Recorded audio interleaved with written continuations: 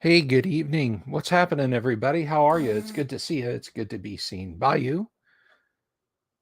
How are you? I hope you're all well. I'm doing great. I can't complain too terribly much. And if you notice behind me on my right, there's a big blank piece of poster board. That's right. I have a big reveal. I have something to show off, something that's hidden behind that for you guys. And I'll show that to you in a minute. Just want to mention a couple of things. I am waiting on. I'm waiting on Imperial Ramblings. Well, no, I'm not waiting on Imperial Ramblings. Hang on a second. Let me rephrase that. I need to talk to Imperial Ramblings about getting the website set up for the convention. Because if you've been sick, if you've been knocked out with the flu, if you've been away on a tropical beach with no internet, you're just like, I'm taking the battery out of my phone. Nobody can contact me. Blah, blah, blah.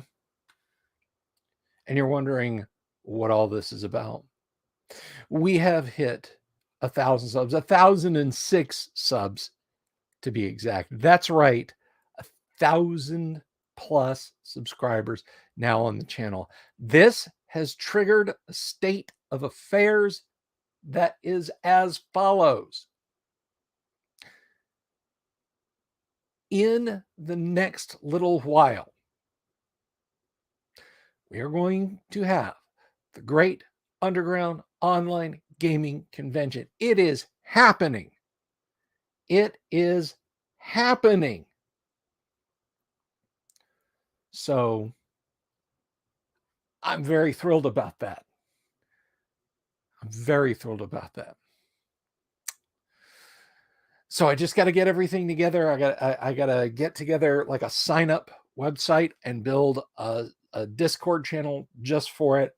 And then once those things are done, set the date. And then all you guys have to do is show up. Now, some people have asked me about merch, like, I want a t-shirt. I want a guac t-shirt. I'm like, guys, I don't have the wherewithal for that.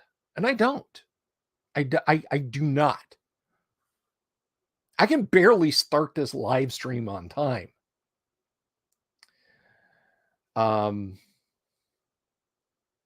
Luther Calhoun says I haven't started singing yet. Oh, yeah.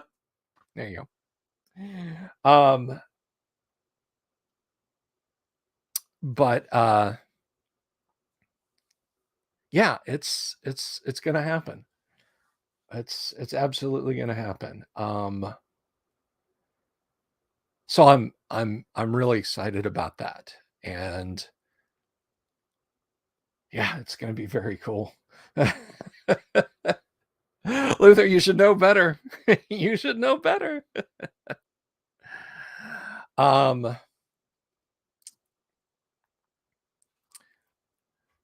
So yeah, we'll set a date and then you guys will come. But the question of merch, I don't have the wherewithal. Like I said, I can barely start these streams on time, much less arrange a run of t-shirts, hats, bumper stickers, coffee mugs, custom miniatures. Actually, the custom miniature things I can do. And I've had kind of a crazy idea in my head, but we'll have to see about that. We'll have to see about that.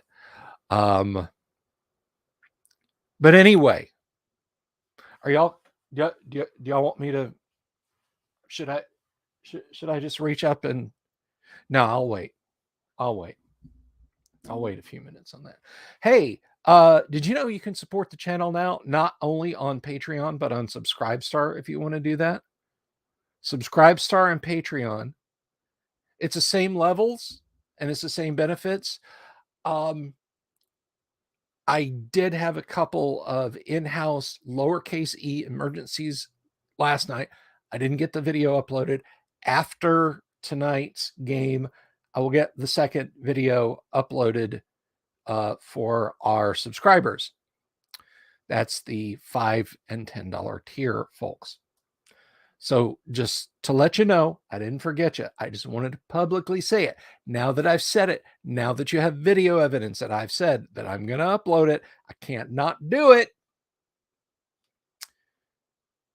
But it's very keen. It's very keen, and I think it's prob.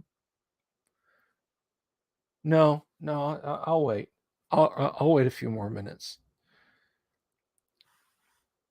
But anyway, so tomorrow is the big anniversary, the big laganza,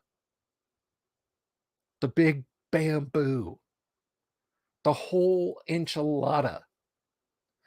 Tomorrow, ladies and gentlemen, I will be live streaming from 12 p.m. Eastern Standard Time until 12 a.m. Eastern Standard Time.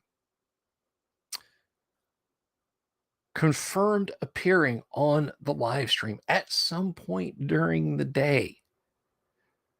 I will have Ty Beard will be here.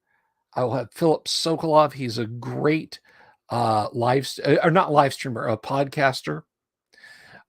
Raised on D&D is going to be here tomorrow.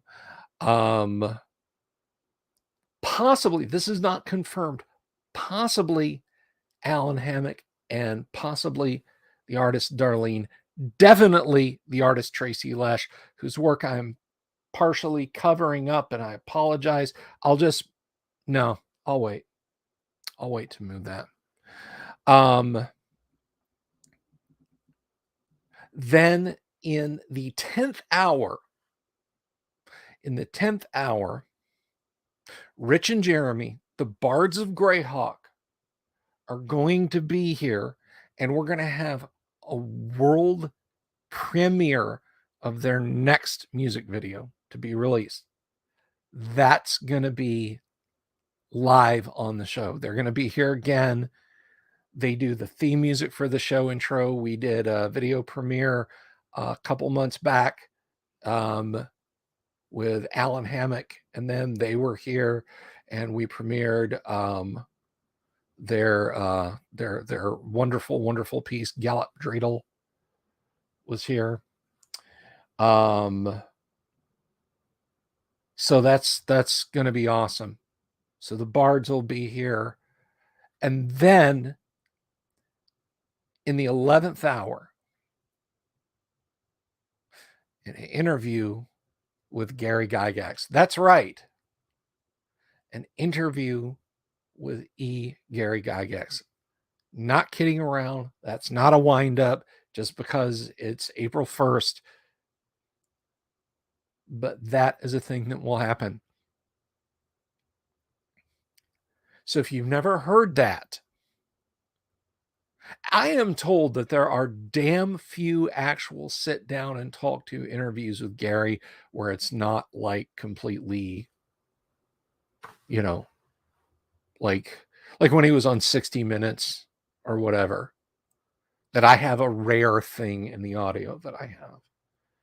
So I am more than happy to share that with you. Now, I sat on that for a damn long time trying to figure out what to do with it.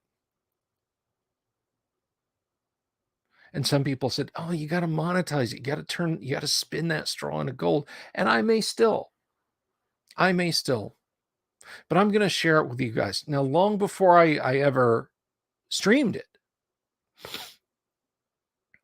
I did share it with the Gygax family. They have copies of it. They can hear their dad's voice. So I made sure of that. Because I didn't want to keep anything away. Like I'm keeping this away, which I guess I'll just do. Is there anything else I want? Oh yeah, wait. That's so tonight at 9:30. Tonight at 9:30, we are of course going to be playing some first edition Gamma World. That's right. The Seekers, the Adventurers will once again be journeying deep into the fortress of the ancients and fighting the dreaded Knights of Genetic Purity, shooting it out with them hundreds of meters beneath the earth. So I hope you'll stick around and want to see that. I'm excited about it. But back to the anniversary show tomorrow. It's not just those guests. I've opened up the door for some other folks to pop in and say, hey. So we'll see. We'll see who wants to jump on. We'll see who wants to pop on and say hello. Beard tomorrow. Yes. Beard tomorrow. Tyrone Beard. Now, Ty is not just a gamer. He's not just a guy I know. Hold on to that thought, just a passerby. No, Ty isn't just a guy I know. Ty actually wrote a war game that spun off a few other war games. His war game is called A Fistful of Toes. Tube launched, optically guided, wire controlled. Refers to the big, huge, heavy anti-tank missile that the U.S. Army invented back in 1965 and fields to this day. So he is not just a power attorney from Tyler, Texas. He is, in fact, a war games designer, and he loves him some classic Dungeons and Dragons. So Ty is going to be here, and I'm really looking forward to that. Just passerby says Knights of Genetic Purity sounds like the Brotherhood of Steel from Fallout.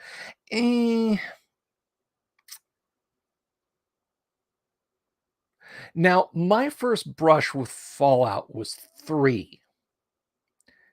And most of the Brotherhood of Steel in 3 are pretty chill. But then I am also made to understand that the Brotherhood in the Capital Wasteland are literally viewed almost as heretics by the rest of the Brotherhood across the United States, or what's left of it.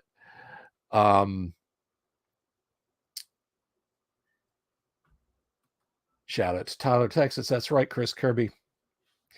So the Brotherhood of Steel, so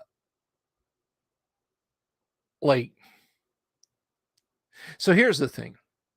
Mutants in Fallout are all hostile to humanity. The centaurs and the super mutants and the ghouls. Okay, not the ghouls. Not necessarily the ghouls. But the feral ghouls, yeah. So the Brotherhood of Steel has got a good point. But on the flip side, outside of Fallout 3 and its ancillary games, its add-on packs, yeah, the Brotherhood is pretty rough, pretty tough. A little betting pool. Now, I can't support gambling, but if that's something you guys want to do, that's up to you. I could just avoid the whole mess right now and just literally just nudge this cardboard, right? Yeah, I can just literally all I have to do, my fingers are on it right there. I could just pull it away and you guys could see what's there. But I'm not gonna yet. But anyway, so the Brotherhood of Steel in Gamma World, they're like, if they find out like you've got you're perfectly normal looking 2 arms, 2 legs, 5 fingers, 5 toes, absolutely, regardless of what actual race you are, but you've got, say, a 3rd nostril, a mental mutation that allows you to push a grain of sand with your mind. Yeah, they don't want you. In fact, they want you dead. So the Knights of Genetic Purity in I keep slipping up to say Fallout in Gamma World are a little bit more extreme than the Brotherhood of Steel. Because the Brotherhood of Steel, their main thing is gathering up all the war tech, all the pre-war tech, and building more and putting the old stuff back together. But anyway, so is there anything else I was going to do or going to talk about before just kind of going off and talking about rants and bants and that sort of thing? Was there anything else I was going to do? Anything at all, just put it in the comments, if there was something that I was going to do or show to you guys. I'm just having like a senior brain moment. I can't think of anything, so I guess we'll just, I'll just take questions from you guys, if you're feeling a little bored, just go ahead and ask a question, because I'm your poster child for answering questions, right? Because right now I'm just drawing a blank, just a big blank. And I'm kind of a square sometimes. I get it. Nothing. Yeah. Oh, I remember what it was. I was going to move this and show you guys what's behind it. I mean, it's kind of an odd timestamp, 17 minutes and change. You would think that like I would have done it at 15 minutes or I will do it at 20 minutes. Just, yeah. I like it. It's kind of got like this THX 1138 vibe, which fits nicely. It contrasts well with the Darth Vader standee over here. The anticipation.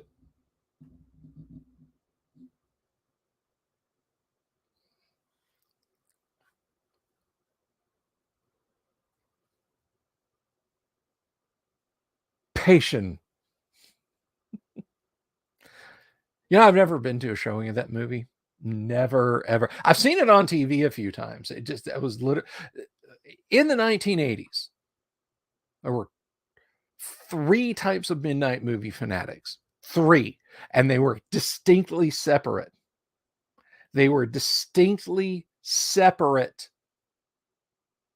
Groups. There were the people who went to see the midnight showing of Pink Floyd's The Wall. There were the people who went to see the midnight showing of heavy metal. And there were the people who went to see the midnight showing of Rocky Horror Picture Show. All completely different groups. Completely different subcultures at those movies.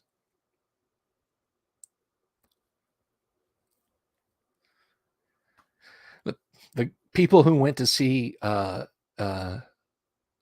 Pink Floyd show smelled like your ceramics teacher's office. The heavy metal guys were probably using a flashlight to also play D&D. And of course, I think Rocky Horror speaks for itself. Dawn of the Dead and Rocky. Now, the only horror movies that I knew that there were midnight showings of was Phantasm, the original Don Carcichelli Phantasm, which was its own special type of awesome. All right, guys. All right, so I've talked about just about everything I can talk about. Hail Lobster Unbreaded, Michael. Good to see you.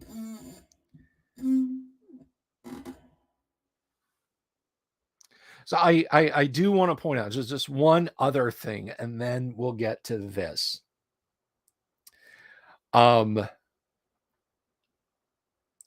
Tomorrow, again, it's not going to be a pretty picture. It's not going to be. I'm going to be running off of this webcam tomorrow because the battery in that won't last 12 hours. I honestly don't know the battery that will last 12 hours.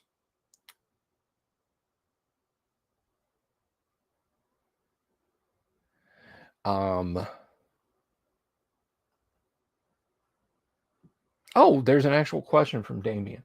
How would I convert the Greatsword Quietus from Hexen to D&D? Generates 5 tracking flames to a target when swung. Just make it a magic sword of some kind that can also cast magic missile as the wand. That's how I do it. And describe them as, little bolts of fire, but they damage as magic missile. So yeah, tomorrow, I mean, honestly, I don't think you guys will see a huge quality difference unless the autofocus on the thing just walks out and keeps doing the autofocus thing as I move around, because I will have to move around.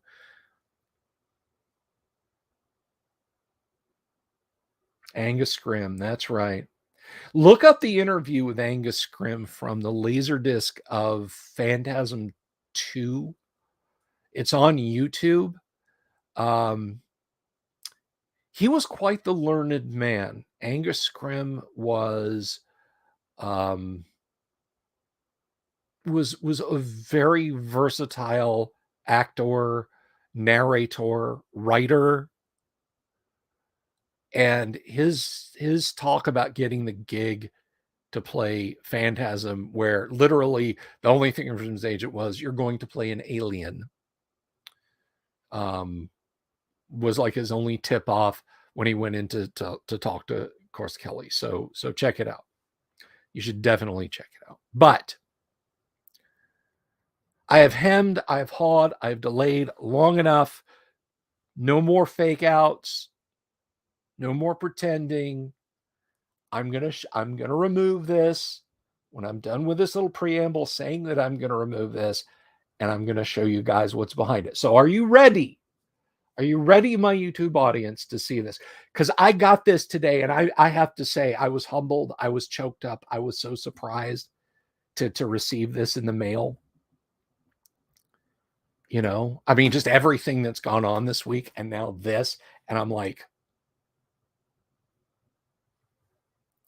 so tell me if you're just one person. I don't have to wait for all 10 of you to pull your cars over or steer with your knees and frantically text it, or, jump up from your couch if you're watching me streaming on a Fire Stick or Roku and run into the den and, type something. Just one person will speak for all 12 of you now or more.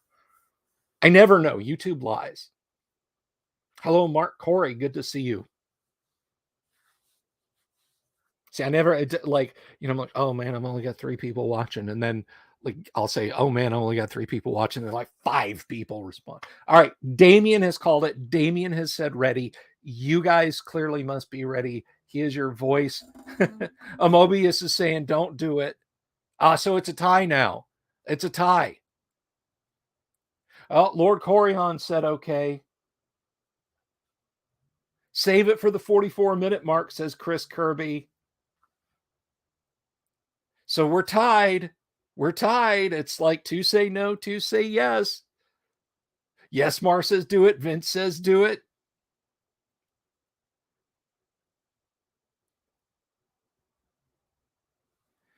So, it could happen any second. I just want to make sure nobody else is going to say don't, because we're 2 over.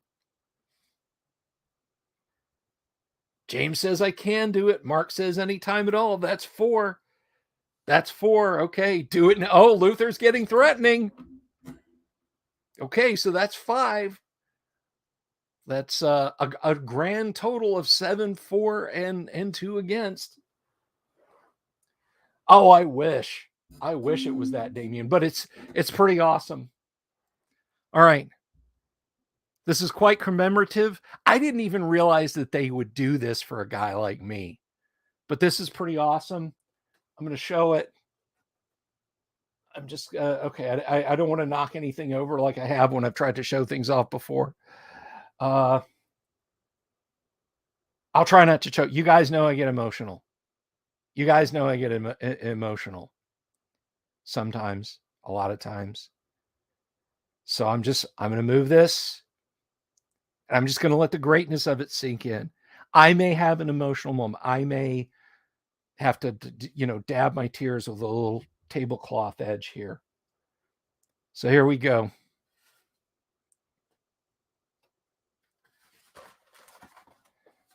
Oh, it's not showing up real well. I'll have to bring it forward. That's right, guys. That's right. I got a YouTube play button. I got the 1,000 viewer YouTube YouTube play button. This is, it's not just me, it's you guys. You guys help do this. You guys help do this. Yeah, I can't claim this alone. I mean, isn't it great?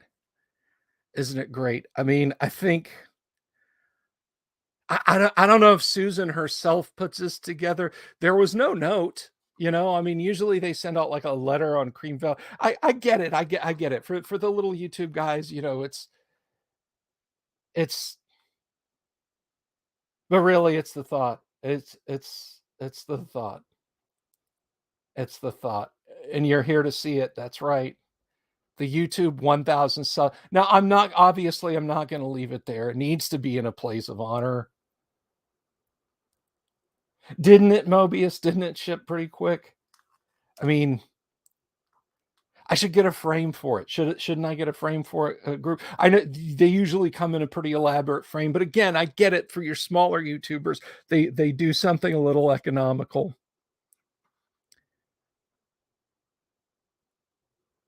So yeah, here we are. I'll read it. YouTube, The Dungeon Delver, 1,000 subscribers. I mean, just wow, guys. Just wow. If you want to get a screenshot of this, just to say you were here, you can pause it right there.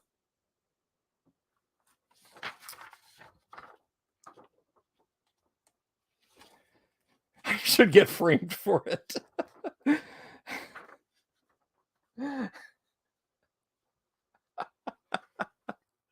I hope you guys all appreciated that. Oh, Lord of mercy.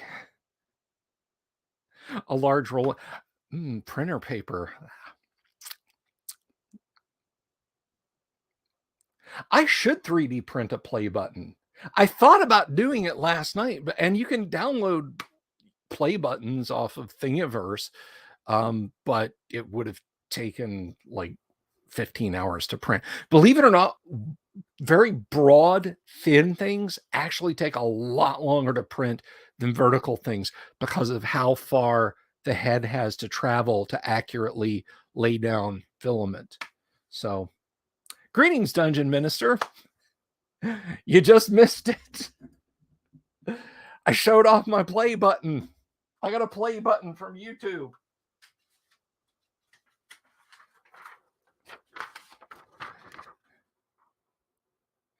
I got a play button from YouTube. So that's what was behind. That's what was behind the poster board, of course. Did I sing again? I did not sing again. No, I did not. Well, I did like way earlier. I did a I'm so high tech. How do I find time when I'm making arrowheads from flint? Yeah, I thought about making something kind of elaborate, but again, I just thought, 1,000, because it's like, God, I think it's like 100,000 subscribers is when you get like a bronze play button, and then like 500,000 you get a silver, and 1,000,000 you get a gold, and I honestly I don't know. I'll never get there. unless I completely switch the content of this channel. Like, I get little that xylophone. All the smart YouTube channels that use that xylophone music. It's like, like I'm backpacking around somewhere with a selfie, talking all kind of importantly, like, this hydroelectric plant could be the future for America's renewable resources. And then it like just jump cuts to like a shot of the Manhattan skyline in the late afternoon, and then there's a xylophone music, do do do do do do do do do do, and my name kind of fades in along the bottom. Thinking things through with Bill Sylvie. Yeah, that's the kind of content I'd have to do to get 1 million subs. But yeah, so one of those is not in my future. It's just not. Unless I print one, 3D print one. I don't make arrowheads from flint. I take I take silver coins out of dungeons and I file them down, or I take them to a Fletcher and have them grind them down.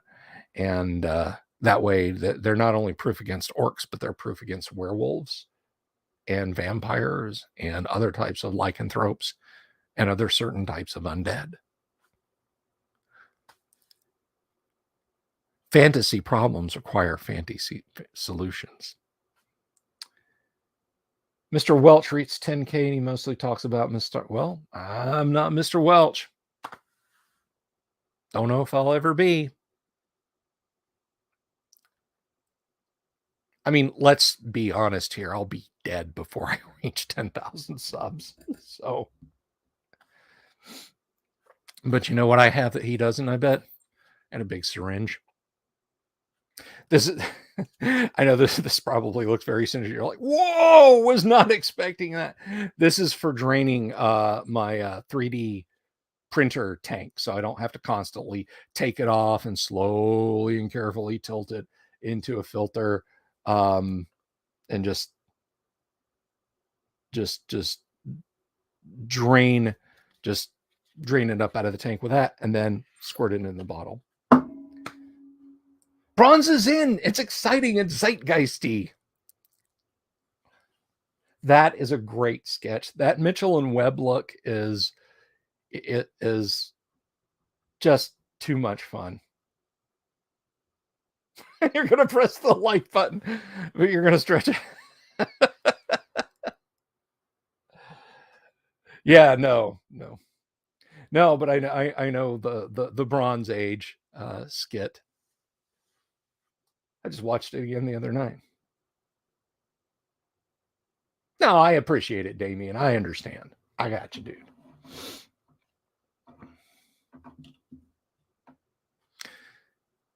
And these bronze axe heads, can they be tied to sticks? Oh, yes. So you'll need stick tires around. Yes, I'd say your job is secure. No, it's all good, Damien. I get it, man. I get it.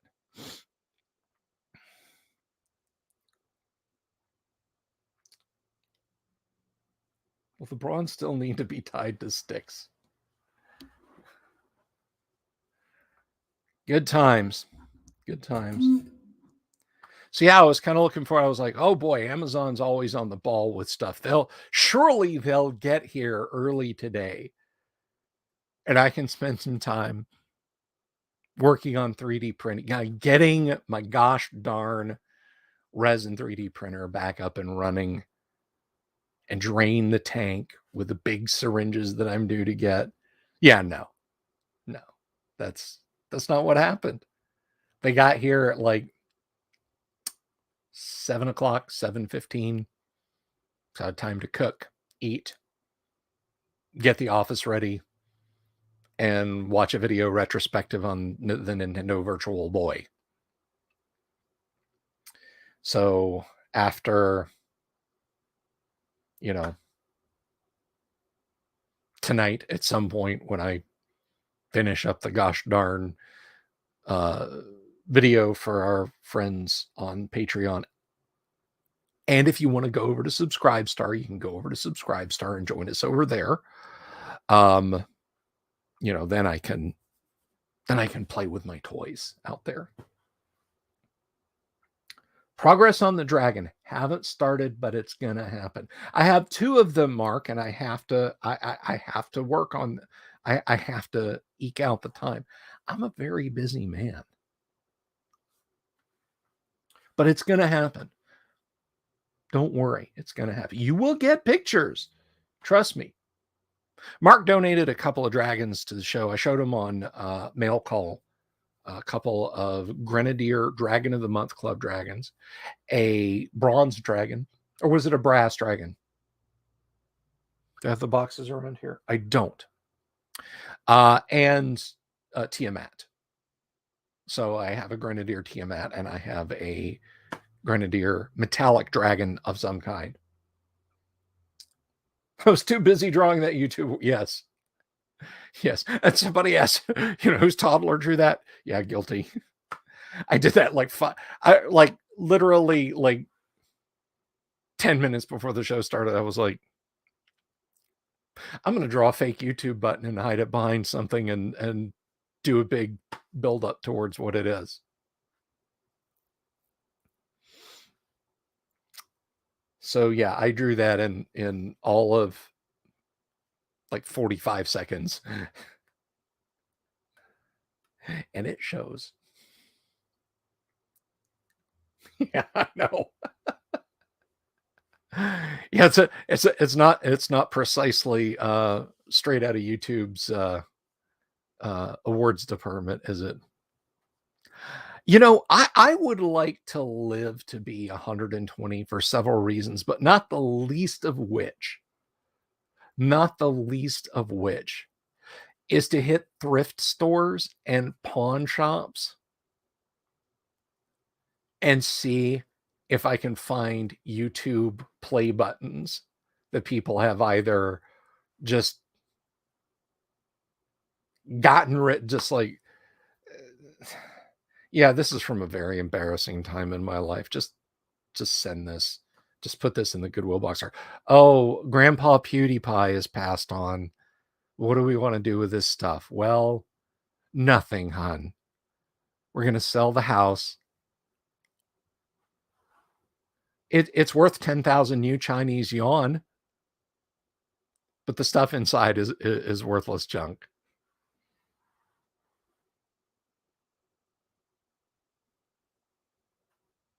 What are we going to talk about? Well, this is it, Luther. This is it. This is pretty much it. Gamma World starts in just a few minutes. So,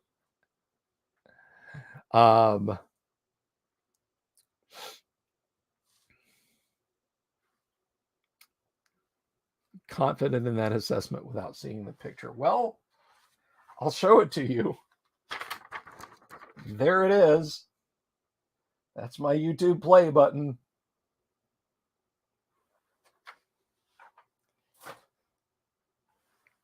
Yeah, Dungeon Master. Yes, Grandpa, you were on the internet. I was on the internet. Mom, what was the internet?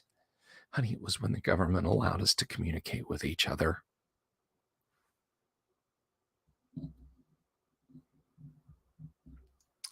But anyway.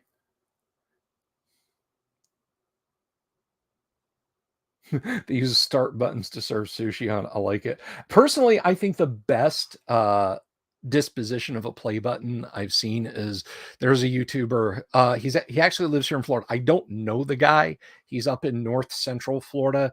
His content is completely 180 degrees from me. He's like a very ironic shit poster kind of guy, but he's also pretty hardcore and actually like really scary. His name's Rusty Cage. He hit, I don't know if it was 1,000, 150,000, but he hit a sub place and got his a sub watermark, and they sent him a play button, and he took it out into a field. He and his friends did, and they shot it to pieces. And his comment on it was, well, you know what they say, Kill your gods. And they filled the thing full of bullet holes. And then he hung it back on his wall in his studio. You can see it sometimes. The USO Canadian dollar. Oh, Crowder used his for target practice. Nice. New Chinese yuan. It'll be the dollar pound. But anyway, so before we get started, though, I do, in all seriousness, I want to do the thanks to our show subscribers, of course, and that is on both Subscribestar and on Patreon. Yes, we're on Subscribestar now. If you want to support us on Subscribestar, if you don't want to give Patreon your money, I completely understand. That's why I'm also on Subscribestar now. So you can go click on Subscribestar if you've been like, I want to help, but I don't want to, Well, there you go. And some people have said, are you going to start streaming on Rumble? Maybe. I don't know. We'll see. So thank you, Digital Discord, Joshua Garlock, Lord Corion, Ricky Maru, Mobius, Kevin Reynolds, Doomsword Deathmaster, Mark Simpson, Damien247, James F. Keck, William Smith, The Dungeon Minister, Manny Wall, Mark Corey, Kevin Wood, Todd Sharp, Carnivore Farmer. A little afraid of that last name, but I'm not afraid of his support. So thank you all very much for supporting the show. I appreciate it from the bottom of my heart. I really do appreciate it.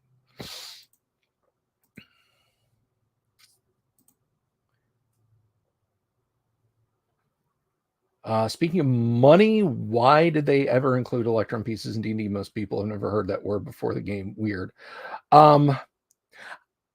I'm not being a know-it-all. I had heard of Electrum before, and Electrum pieces just kind of confused me, because I thought, why would you melt gold and silver and pour it together to make a lower denomination coin? But apparently it naturally occurs.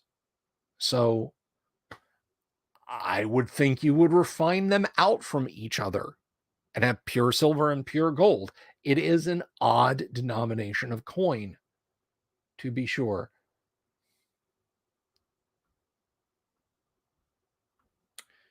Use Electrum a lot in werewolf treasure hoards. They don't care for silver. Yeah, no, that makes sense.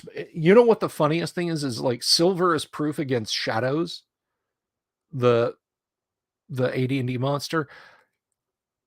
I can't tell you how many shadow encounters I've rolled up, and they've had thousands and thousands and thousands and thousands of silver pieces.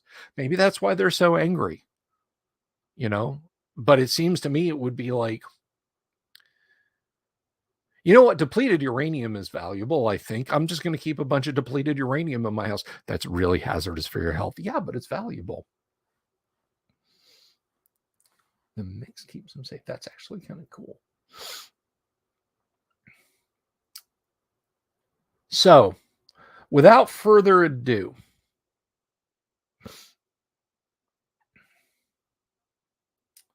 it's more difficult for transmutation wizards to forge. Okay.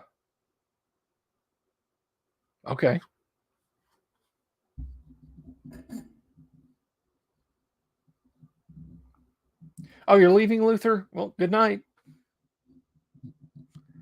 All that cash they can't spend. Exactly. I'm dying for a Coke. There's a Coke machine just down the dungeon corridor. Do you have any change? There's a whole chest of it over here. Oh, you're very funny, Alfarazon. Very funny.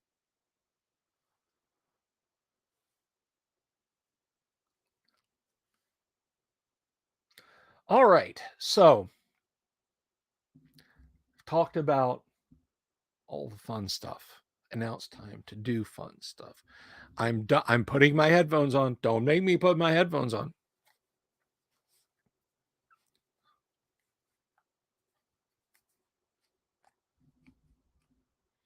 Let us welcome to the show Mobius, James Keck, Yang Yan Zhao. Good evening. Hello. Good evening, everyone. How are you? Greetings. Doing good. All right. So, when last we left our intrepid adventurers, they had managed to enter the vault of the ancients, found their moving platform, slain some of the knights of genetic purity, and indeed incurred their own losses as well. So let's pick up where the action left off last week.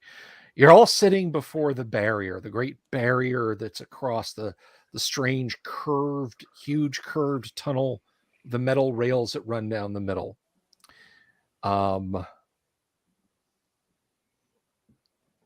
So Mobius, tell us about Milo. He's a humanoid. Dark hair, dark eyes, about 5'10". That's about all. Okay. Well, Milo, you had been captured while scavenging for food in the presumably abandoned village of Goodwater. Knowing that you were outnumbered and that the Knights of Genetic Purity had the drop on you, you feigned being human and said, no, don't kill me. I'm human. And they said, well, we'll find that out. We'll take you back to the base and we'll run some tests on you. And so they brought you to this great, strange underground cavern of metal and ancient stone. And it dragged you behind a barrier, manacled you. And just at that point, there was a great tumult of weapons fire. And now that things have finally died down, standing amongst you are several folks, one of whom wears some impossibly intricate looking metal suit. You're not sure who's in it. So I will let you guys introduce one another. I don't know who you guys are, but I think you saved my bacon. Thanks. Hi, Milo. I'm Brun. It's all in a day's work, Milo. Rex. Gerg. Gerg. This one doesn't talk? Oh, he's talking. Oh, he's talking. All right. I'll transmit greetings mentally. Oh. Is that you, little one? Gerg. Gerg. Yeah, it's him. Well, again, thanks for the save. One of them is a mechanical man who stomps over to you and kind of looks up and down. This red light emanates from its turret-shaped head and sort of pans up and down you and says, "You do not appear to be injured." No, I'm look at my arms. I'm pretty good. It extends an arm, and there's a high-pitched whine, and you just see this kind of gray blur in a circle form at the end of its arm, and it is moving it straight towards you. I back up. It's following you effortlessly, and then it rises up and cuts the manacles right off your wrist. Oh. For a second there, I wasn't sure. Thanks. You are quite welcome. There are contusions on your wrists. Apply ice and a mild analgesic salve to them. What? It walks back over and stands amongst the others. So, everything as I have described is all that Milo has seen thus far. There are broken pipes, intact pipes, bits of metal sticking out of the wall here and there, and this great cave continues around a slight curve behind the barrier that you've run into. Guys, did we thoroughly loot this place last time? I can't remember. I don't think we did. I was about to I suggest don't- we- for some power. Yeah, I think we need. I think we need to find like weapons. Yeah, I need a weapon. Is it? Hey, medical Use robot, it. you got any healing? I'm hurting. You like to heal? Yes. Give me some. I'm hurting too. The medical robot walks over to you and hands up and down with the red light and says, "You require," and it rattles off this list of what you must assume are ancient salves and tinctures and potions and whatnot, and says, "All of these are currently depleted. However, I can apply stitching to the following injured areas." And so it stitches you up and you get back 6 painful hit points. Nice. Yep, it extends one finger from a manipulator and just moves it down an injury, and there's a click and a pinch that burns like fire, but every time it comes away, there's a shiny metal bar across that, and it staples your skin shut in a couple of wounds in a couple of places and pulls a couple of other injuries together and does the same thing. And then it there's this kind of mechanical clicking noise, and it looks like thread. Well, I mean, you know about stitching up injuries. It's done a very precise job of stitching up some other injuries, but you get back 6, and it turns around and walks over to Rex. "Please remove your powered armor."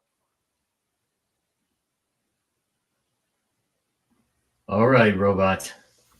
And you hear a psst as the helmet opens up, and it's been a while since he's been out, and it smells a little funky, but he, climbs his way out. As he gets to the ground, his hair flows over his shoulders, and he'll say, "Do your thing, robot." All right, yeah, it's much the same. Wow, this die's rolling really well. I'm gonna have to use this for initiative for the bad guys. So you get back 6 points. So you two are healed up. It's stitches and mostly it's burns with you. So it's like, because your suit absorbed some, and then it was just heat and radiation, lowercase r for radiation, getting through rather than any actual injuries. So yeah, it's it does its level best. Can I grab? I think they were carrying laser rifles off of one of the Knights of Genetic Purity. Bodies. Sure. Oh yeah, we need to get some energy cells. Yeah. Yes. What can we grub up from all these genetic purist corpses? All right. So each knight has 3 spare power cells. Ooh. The power cells that are in the rifles, each of the rifles are half expended. So 2.5 shots. Call it 2 shots. All right. So how many knights were there altogether? How many? There were 5 altogether. So there's 15 spares and 5 packs with 2 shots left each. Correct. Okay. Should we split them up? 2. Yeah. How do you? Each Yeah. take one. Well, Somebody 2 gets an and, extra? and Milo should get a rifle with some extra power packs, I believe. Yeah, I'll take a rifle and 1 power pack, and then you guys can take the other power packs. I guess. Wasn't there 15 spare power packs? Yeah. So you should have extras. Okay.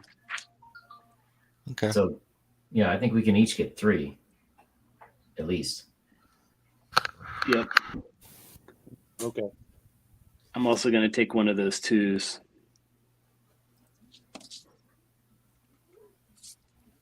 Alrighty. I'll take an extra 2 as well. I'll let Milo have the other extra 2. I'll sling that extra rifle over my shoulder. Okay. Do you guys have? Did you use up all your grenades? By the way, I think I you do did. believe we did. I did. Yeah. Yes. Yeah. There any grenades? No, there are not grenades. Sorry.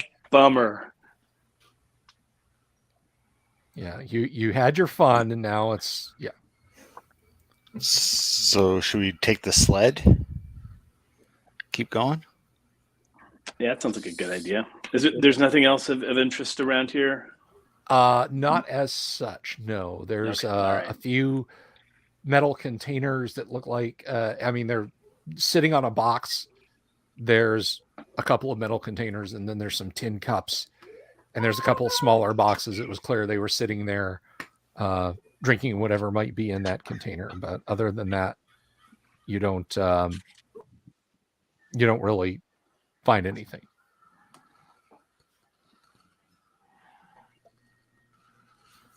Yeah, I guess who wants to drive, or do I need to drive? Now the barrier is all the way across the hall. There's no door or opening on this side of it. Did we not blow a hole in it with the grenades? No, actually, it did not. Oh. They release bursts of ancient technology that kills, not blasts. Okay, I guess we just have to walk it then. I have a quick question before we go. So my power suit has one more med kit left. Okay. How long does it take to use it? Like, would it be an action in the middle of combat, or? Oh, so I forgot your suit still had a med kit in it. It's unless you stop it, it's gonna auto heal you. And it's fairly instant. So if I stop it for now and then use it in a combat, that would take like one round or one turn, or? Yeah, you have to hold still while it does its thing. Hold still and let me do my thing, baby. I don't know, guys. I'm at 16 of 56 hit points. I don't know. I'm 18 of 67. You know what? Maybe I better let it go and do its thing. All right.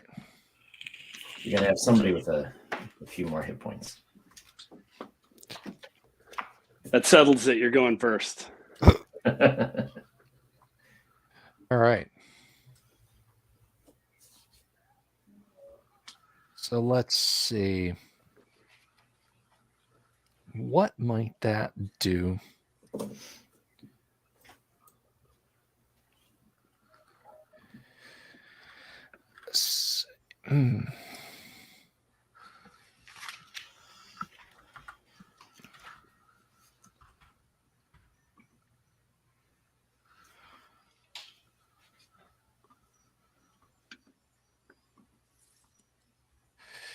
All right.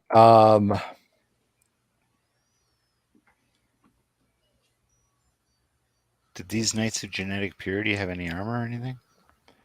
No, they just had robes. Okay. Well, no, I take that back. They had they've got like carapace armor. I'll tell you what armor class that is in just a second. Ooh, it's got to be better than my hides and furs.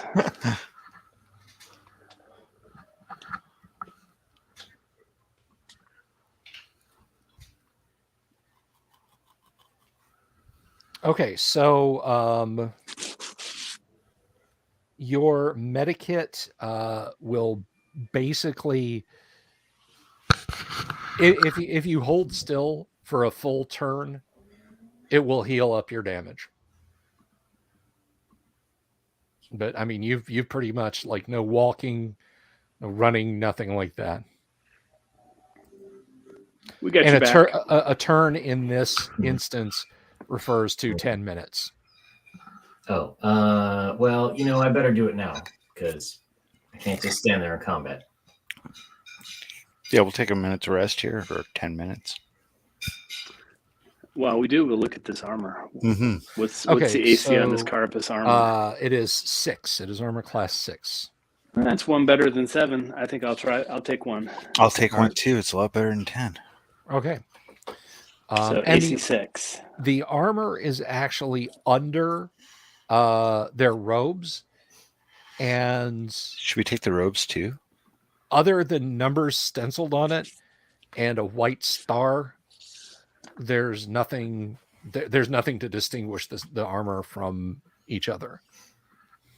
Cool. Yeah, I think I'll take the robes this time too, so I can make believe I'm one of them right before I waste them. Yeah. Blend in at least, if there's any more of them. Hopefully.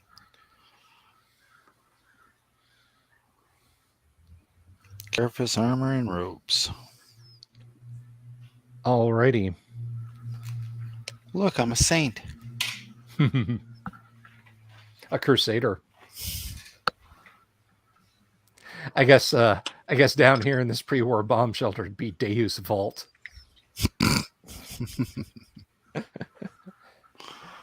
All right. Anything else anyone wishes to do?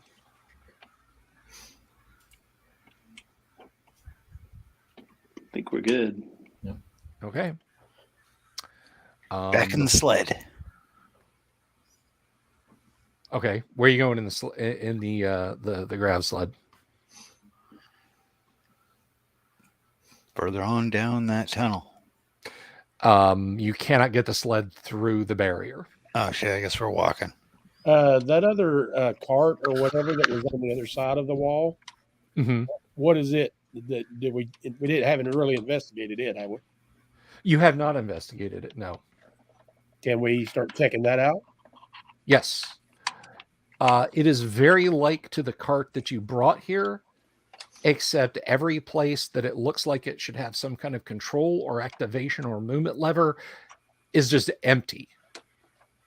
The thing seems extremely light compared to the other one, and you kind of get the suspicion that someone or a couple of people had to pull it, given that there are 2 hawsers tied to the front metal bar that extends across the thing.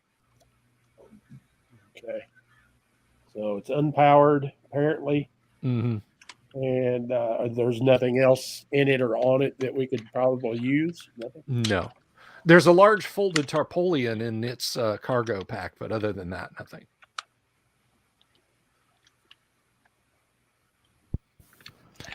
I'll grab that. You never know when we need a shelter. Okay.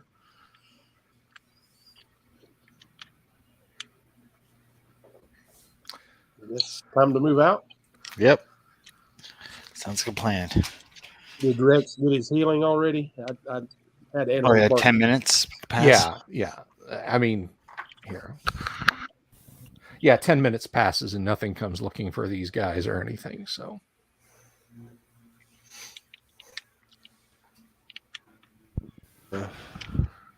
Just a normal barrier. We can walk through it. There's no little blue lines going through it like electric. Well, I wasn't going to do that, but now that you bring it up. Shit. No. All right. There's no force field or anything like that. You may continue onward. Just proceed. All right. So the tunnel rounds the corner, and you go for a couple of 100 meters. Occasionally, you pass large openings to the left and to the right, but they are to a 1. You can see that rocks have filled them up. Like there have been landslides. They're somehow choked and collapsed until you reach kind of the end of your path, because the main tunnel itself is likewise filled with rubble and choked. However, to the left, there is a person-sized opening. Well, actually, 2 could probably walk abreast through it. And there are several automatic lights of some kind. They're not torches or anything like that. In fact, this tunnel has been distressingly unlit to this point, which is why it's so easy to see. But in an arc over a doorway, there is a series of yellow lights. Yellow lights are never good, guys.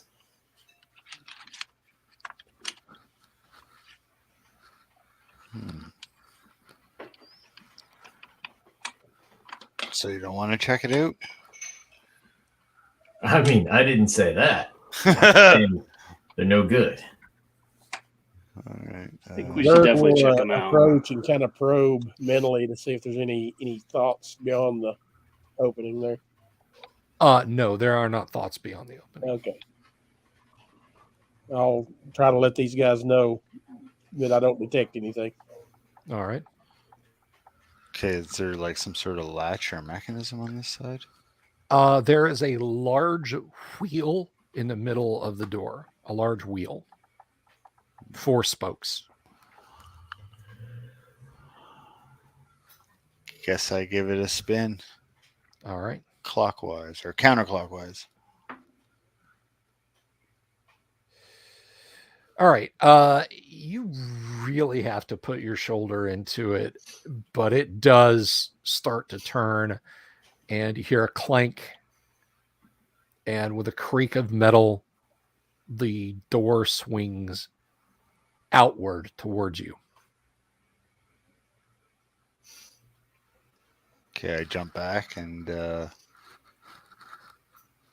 I guess let the robot go in. Right? Should have let him open the damn thing. All right. Well, the robot on your order clanks in, and the floor that it's walking on must be metal or metal covered because it clanks with every step it takes. And it turns on like spotlights you didn't even know it had. The entire corridor is lit up in front of it. And it's kind of like the facility that Gerg, you're the only one who's still alive from that part of the game. At least was Brun still was Brun alive during that? Yeah, I believe Run was as well. Okay, so Brun and Gerg, yeah, you guys are like, yeah, this is kind of like that place, in that it's dull gray metal on each side, although there's not the thick layer of dust, and there's not really anything scattered. There's a door on the right hand side, maybe 10 meters down. And as far as you can see, it just continues on down. There's a faded blue line on the floor. Looking at the inside of the door, is there another one of those wheels on the inside? Yes, there is. All right. Didn't want to get locked in there if we go in. Okay. The robot isn't attracting fire, so I guess step through the door. Yes, there is a comforting lack of bullets being being hurled down the hallway as you step in. It's actually kind of chilly in here. It's very warm out in the outer tunnel, but in here, in addition to this strange omnipresent hum, it's kind of cool in here.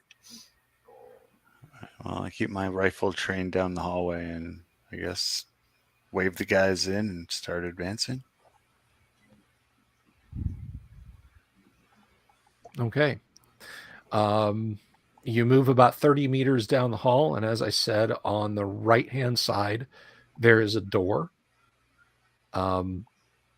It seems like a normal door. It's square. One person can pass through, but it also seems to be of a very heavy metal construction, and the hallway continues on down past that point. Okay, I'll make my way to the door, I suppose. Okay. Is there any there windows or bars or any portholes? There is a narrow window on the right-hand side of the door, just above some kind of latch or opening mechanism that's round. It is dark in the room. You can't see through the window. And on the door is a white circle with a red cross in the middle of it. Ooh. But to shine his light in there? Into the porthole? Okay. What is your mental toughness? Or your mental strength, rather? Mine is a 17. Okay, give me a d20 roll. You want to roll under that. Ooh, natty 20. Okay, you yell and leap back in horror, tripping over yourself and falling to the floor.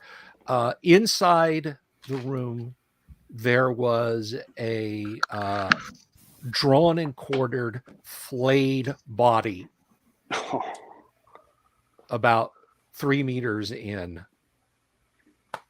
Whoever it was, they were obviously in shock when this happened to them, because their eyes were open and their face was locked in a rictus. It's horrible. I just let one of the other guys open the door. Okay. Rex will take a shot at it. Okay. What is your power setting when you take a shot at it? Or no, sorry. I mean, try to open. Well, that's one way to open it. All right. Well, opening it is easy. Physically. It requires no effort. It kind of grinds open. Rex, you see what looks like, you just kind of have one of those prescient flashes of memories of old. You can't quite place where you might have seen some location like this before. There's an examination table in one corner, various medical devices. You don't know what they do. And then on the end of the counter in the room, there is some kind of vinyl anatomical reference dummy there, with the musculature shown and various internal organs, but it's just the torso. Arms and legs are not attached to it. Hey, robot, can you resupply yourself here? It walks in, scans things, looks around, goes over to a cabinet, opens it, and with a satisfied whir of affirmative, it proceeds to pick up packets and put them in a slot in its torso, and there's a resounding click each time. Each packet it picks up is a dark olive colored green. And oh, by the way, those of you who've gone in, when you go in, lights automatically come on. There's these panels in the roof that are glowing. The room is actually fairly clean and it seems pretty well maintained. There is a wooden square hanging on the wall above one of the cabinets that looks a little incongruous, a little out of place. There's a stub of a pencil hanging from a string, and written in the current common tongue, it says, "If you are removing a first aid pack, sign out for it." How many names on the sign out sheet? Lots and lots. All right. If the robot doesn't take all the healing packs, we got to take all the extra ones so that it has extras. All right. Well, let's see. A couple of those healing packs into Bryn, I think is the one hurt, eh? Okay, it takes 4 of them, and there are 6 remaining. Are these med kits? You said there's 6 remaining, so we should take those. Yes, they are med kits, but given that you now know how to operate your suit, they kind of automatically fit into the appropriate slot in your suit to refill its medical healing capabilities, or they can be used manually. So you said there were 6 spares? Yes. I'll take 2. I'll take one for my suit. I'll let all the humanoids have them. Okay. That leaves 3 left. Yep. If you want to use one manually, you'll have to learn, but Can the robot teach us? Hey, robot, give me some healing, please. okay. The robot comes over and I'll watch him. it immediately slides one of these out, and it gently but firmly takes your arm, pokes you with a needle there, which is attached to some kind of a flexible, clear thing that goes back into the box. It attaches a couple of sticky bits to your chest, which have leads that also go back into the box, and it proceeds to do stuff to you. And over the course of a turn, you are healed. Ooh, nice. And nothing comes poking around looking for you guys.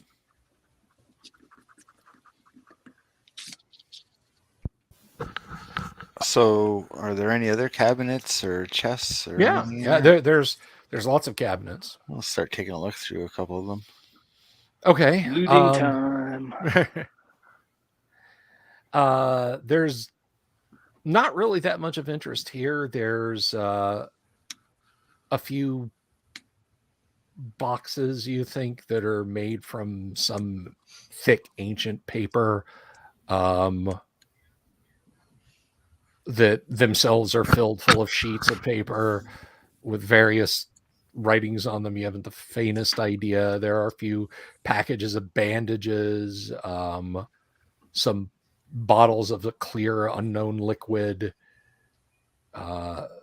There's a glass container that has puffy balls of some fibrous material stuffed in. There's a cylinder that has a clear liquid in it.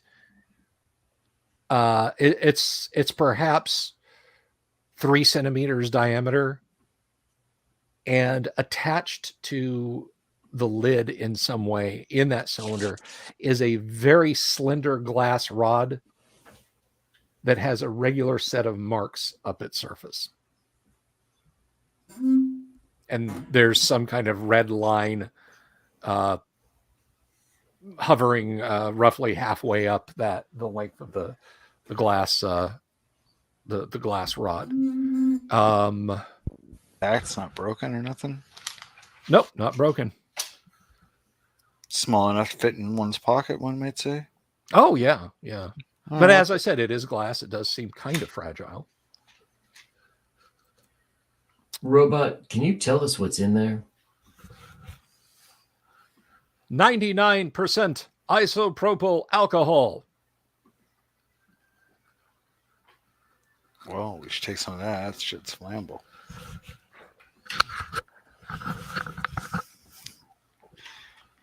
We should get most of the stuff back to our home base if we can on the way back. All right. We don't Can run only into come in more bad handy. guys.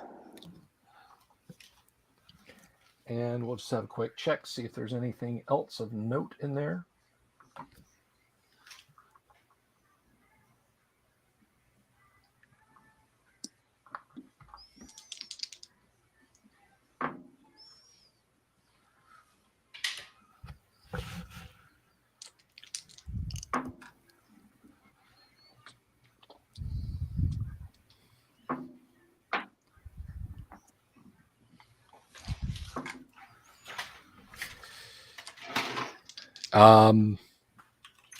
Yeah, nothing else.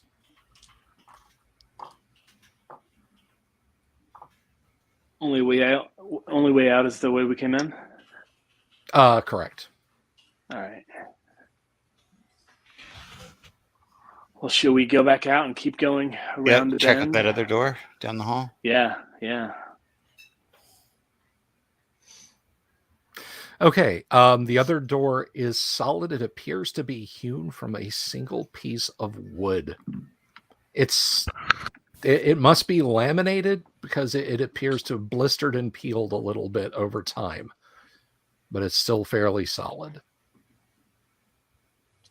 And whatever the opening mechanism is similar to the one in the room you just left, but it appears to have either been drilled or shot out at the core. So the door is just a couple of centimeters ajar. Kick her open.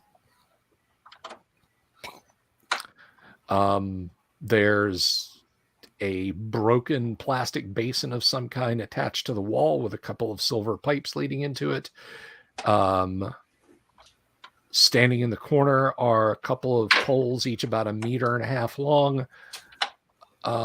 And underneath those, like literally where they sit on the floor, are a couple piles of crumbled, moldy dust, cloth, and straw.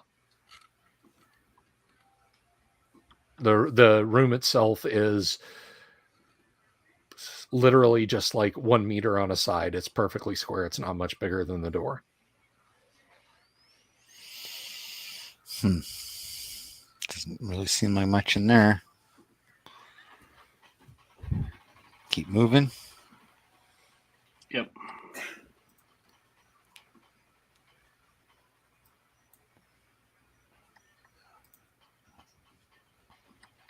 Okay, so I guess I'll be walking behind Rex. Yeah, I'm definitely not in the front. Well, I'm behind Rex as well. He's got armor.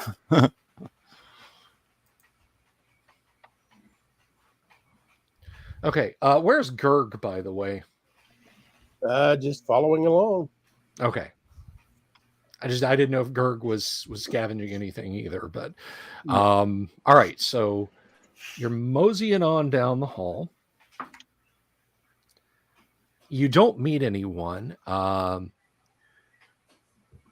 temperature stays the same. It's fairly cool, and the hall becomes pretty well lit. There are yellow-white lights regularly along it.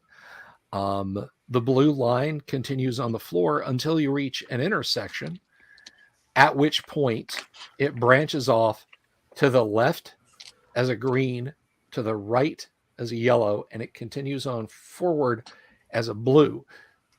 There are chipped, fading remains of some kind of indication. The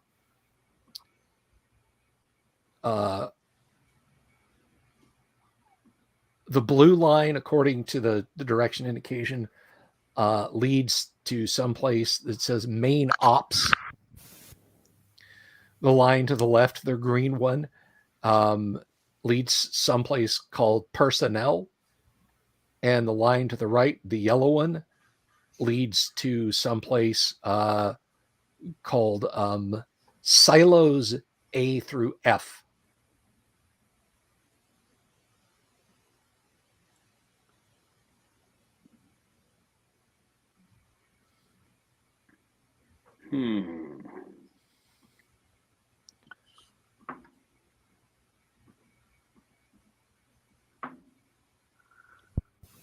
Well, personnel is definitely going to be people. Operations could be a bunch of armed people, and who knows what we'll find in the silos. Would Rex know what a silo is? Give me a D20 roll. To be clear, Brun doesn't know what silos 20. are. He's just reading No, words. that word's not bringing anything back to mind. You're struggling to attach silo to any old memories, and it's just not.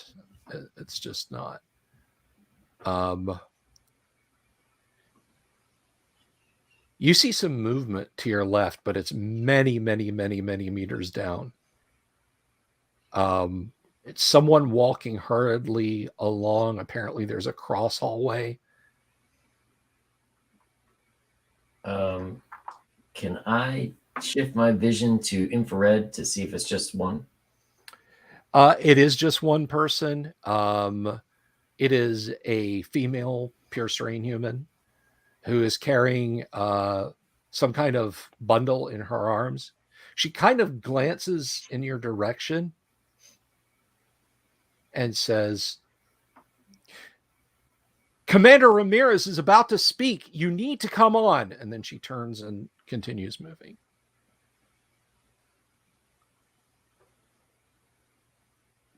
What I wouldn't do for a photon grenade right now.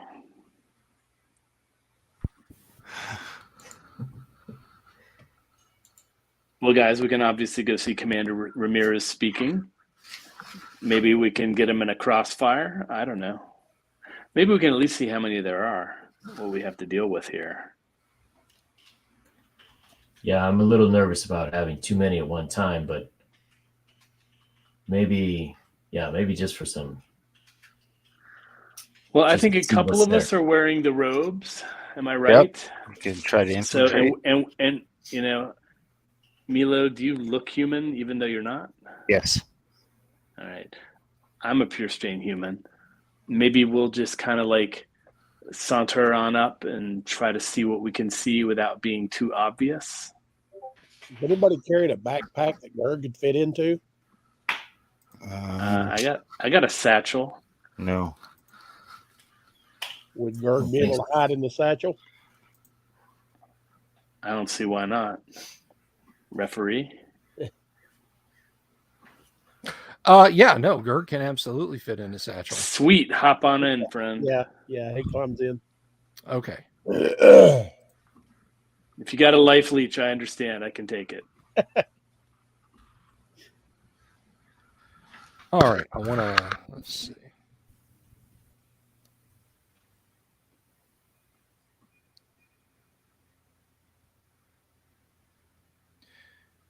So let's see. I want to answer this question here.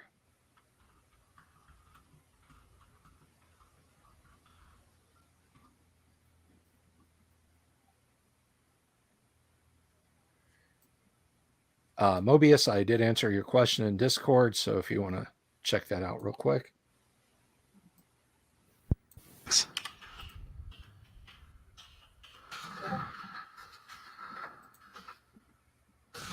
Oh, yes, absolutely. Absolutely. Excellent. Okay. So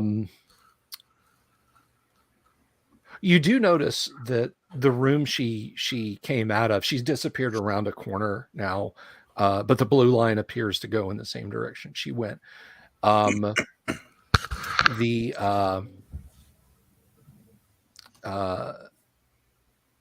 room she left out of has a large glass door,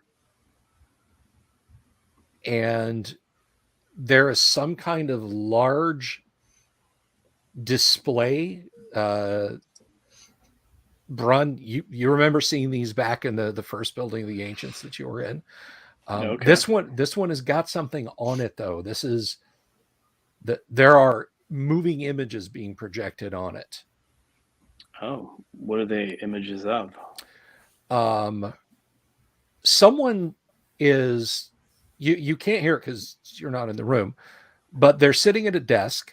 They're wearing clothes that seem very, very similar to the ones that the Knights of Genetic Purity you ran into in Goodwater were wearing. And he's holding up something, and he turns a page over, and you can tell his head, and then he keeps going like that, and he gestures up to some point above him, and then if by magic a collection of brightly colored circles or boxes or arrows appear.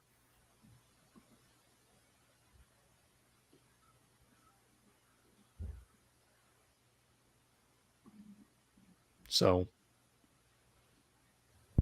He can't see us, but we can see him. that is correct. If it's an actual person, they're not acknowledging you. And the room, I should point out, is empty. There's a large table with a few chairs sitting around it, and this screen of someone.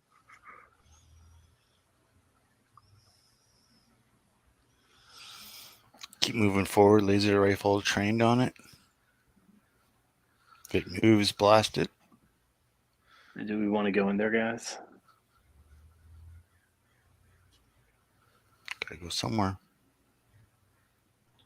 Let's do it. Along for the ride. James chose Right, James chose the right phenotype. All he has to do is just sit in somebody's backpack.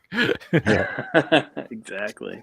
So moving down the hall, laser rifles pointed on that where the lady went in. Okay. Well, this isn't where she went in. This is where she came out of. Oh, Yeah. That's Yeah, what this is immediately to your left. If you're going in there, then let me know. Yeah, let's go in there. Mhm. Okay. So when you open the door, you hear there's a brief pause. The screen goes blank, and then the series of numbers appear on the screen, counting backwards from 5. And as they do, a circle rotates around each number with a line causing each number to erase. And right as you step in, it begins. You're not sure if it starts back anew or if it's starting something different, but it looks to be the same fellow. And his voice is kind of muffled because of whatever face mask he's wearing. And he speaks up and says, "Gentlemen, I realize those of you at the Pentagon have been interested in the Air Force's progress on Operation X-70. Well, I'm proud to announce the success. This completely non-lethal but potent temporary mutagen renders our opponents completely pacifistic. Depending upon the section of the world where they come from, it leaves them in a state of contemplative bliss. We're not quite sure exactly what the genetic trigger is yet. But as you can see in this footage," and he gestures up, and a small picture to his right fills the entire screen. There is a terrified looking woman standing in a glass cylinder, a couple of people festooned as the individual on the screen was before. One of them turns some kind of knob or dial. A pale whitish smoke fills the cylinder. She begins to cough. You can't hear her, but she's clearly pleading and beating on the cylinder. She slumps to the floor. There's a pause.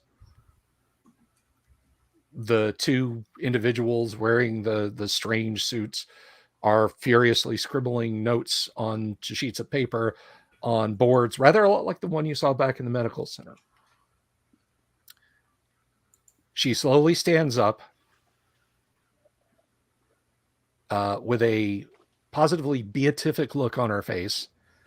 And although she can't fully stretch out, you can clearly see she now has white bird's wings on her back. Maybe we could use that on the knights. There's a click. It cuts back. And he says, "As you can see, completely harmless.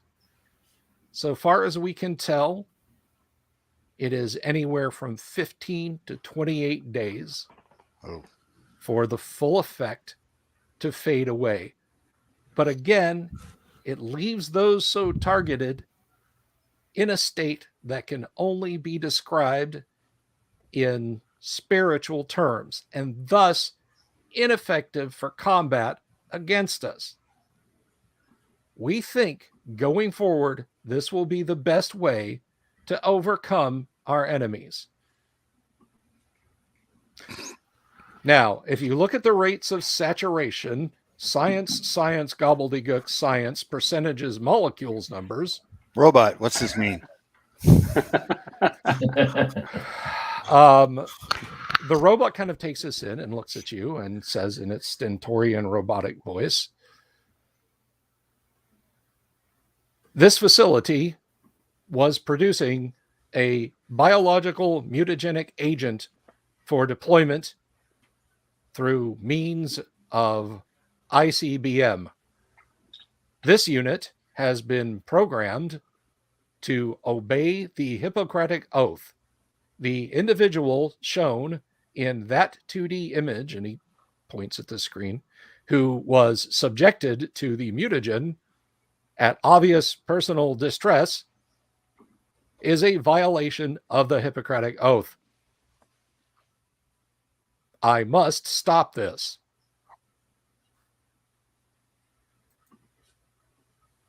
We'll Let's help not you. be hasty.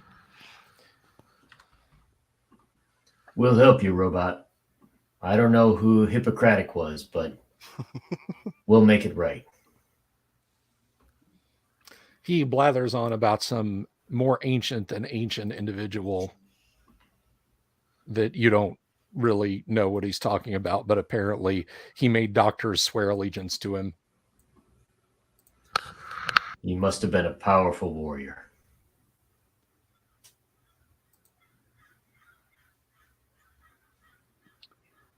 Okay. All right, so now we know what X70 is. Gerg's peeking out of the satchel and looking around the room. Is there any other things in here we could investigate? Some As he wicked, does, go as he does so, Brun will like reposition the satchel so he has optimum view. Okay. Some wickedly comfortable looking chairs. Oh, And they look like, from where you're sitting, they have little wheels on them. ooh. They wouldn't make good vehicles, but they'd be easy to move around. Good. Yes, even after 270 some years, or no, it's less than that. But anyway, since the Great Darkness,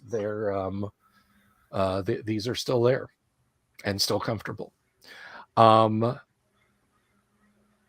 this, whoever this is, rattles on about sciencey stuff for a little bit longer, and then says, "Thank you for your time. We are looking forward to your orders, redeployment of X70 in our missiles."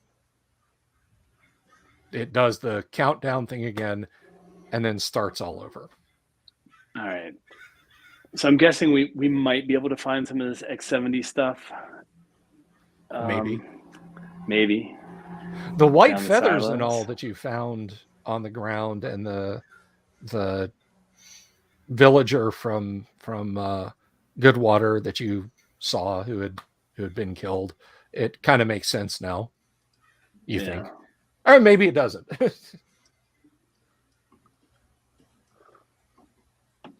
Well, guys, silos, personnel, or operations? What do you think? If there's a meeting, seems like it would be in personnel. Well, didn't the woman go down the blue path?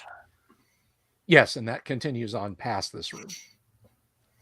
And that goes towards operations or personnel, or which way? I'm sorry. I apologize. Your game master had a brain fart. No, she did not go down the operations path. She went down the green line. She went down the green line. She did not go down the operations line. She went down the personnel line. Okay. So personnel is where Ramirez is giving his speech. Obviously going to be a bunch of people there. What are you guys feeling? We skip them for now and go to ops.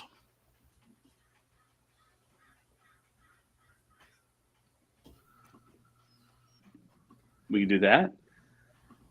Then we run the risk of them hearing us mess around in ops and then sneaking up on us. At least it'll be like one corridor, you know what I mean? We're not going into a whole bunch of people. They can come to us for like 2 or 3 or 1 or 2 at a time, you know what I mean? True. I don't know. Doesn't matter to me. Operations? Sure. Works for me. All right, we're going to operations. Okay, you head back up the hall. You don't bump into anyone as you get back to the intersection, nor as you follow the blue line. There are no doors to the left and the right as you follow the blue line towards, ultimately towards operations. You do come to a door that is very similar to the one you very first entered back many, many, many hundreds of meters behind you. Oh, like a super thick blast door. With Yes. the wheel. There is a wheel. However, fixed on the wall next to it is a raised panel with a series of buttons on it, and some kind of clear or some kind of blackened glass on that.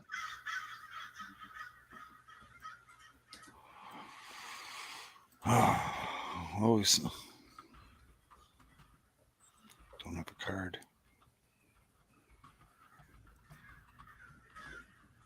Yeah, are there any slots? Just the black glass and the keypad.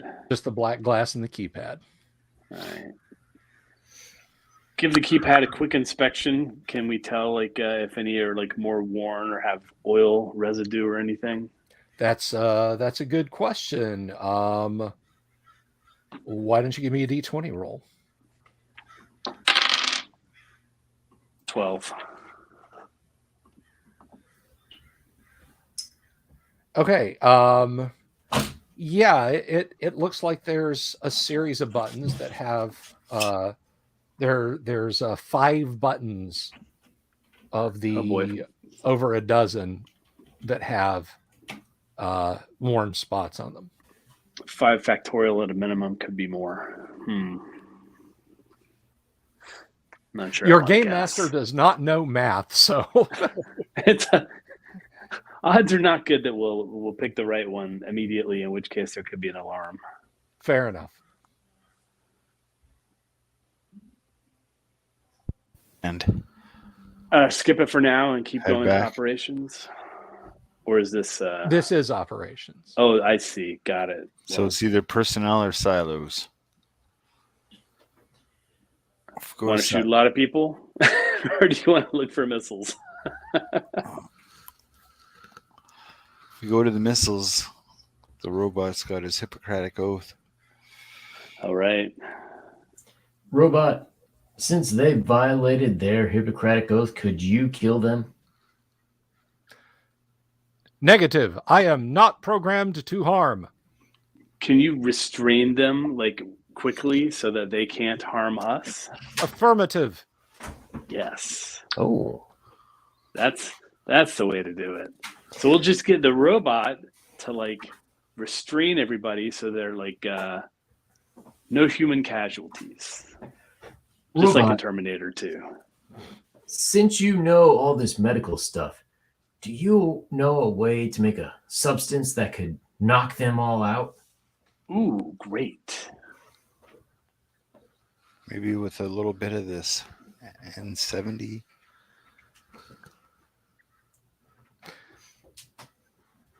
The X70 compound is a potent mutagen, not an anesthetic. With the correct amount of anesthetic introduced into the ventilation system of this facility, since it is hermetically sealed, I could potentially introduce an anesthetized state in all personnel located herein. What do you need to do this? That include us, robot? Affirmative. Eesh. Except for the armored one. Rex waves.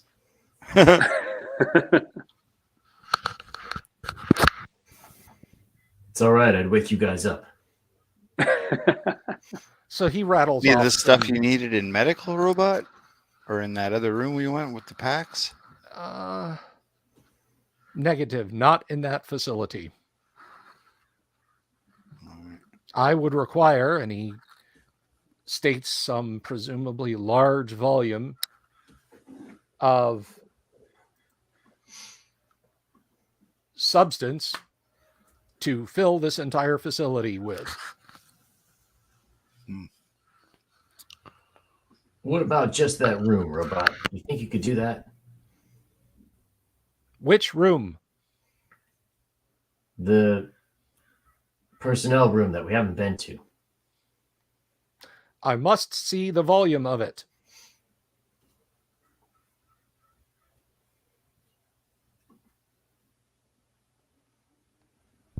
Taken back.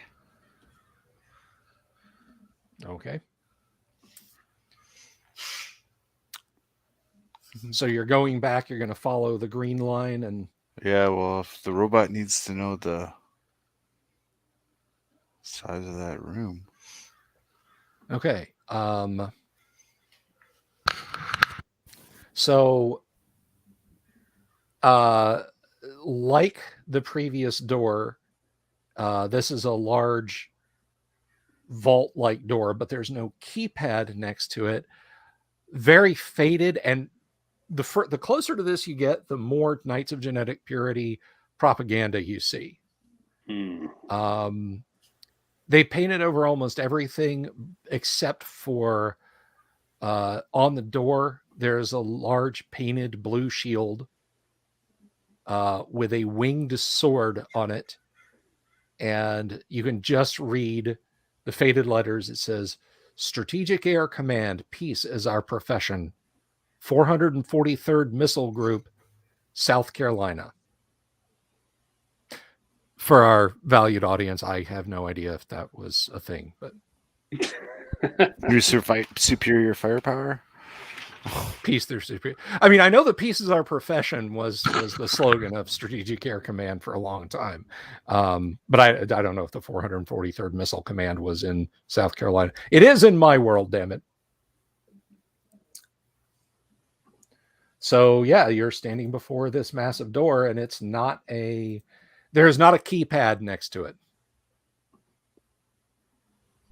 Holes in the. And this door is twice as wide as the one that you entered, now probably at least a kilometer back in that direction. Ooh, big one. Yeah.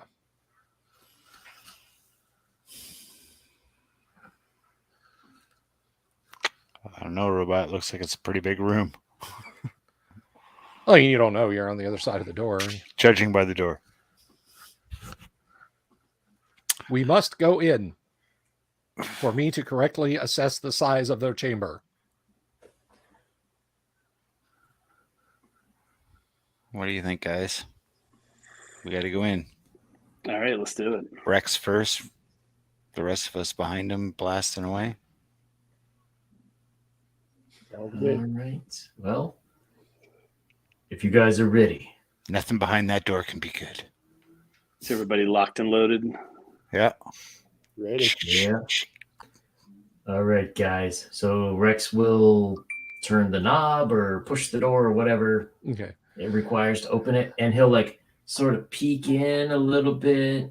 Okay. When you're late for a meeting. Yeah. Nobody. I mean, a couple of heads slightly turn at the sound of the door, but they don't. They're all watching. 201. Any hoods or helmets or masks are off. It's men and women of various ages, some as young as teenagers, all pure strain human appearing.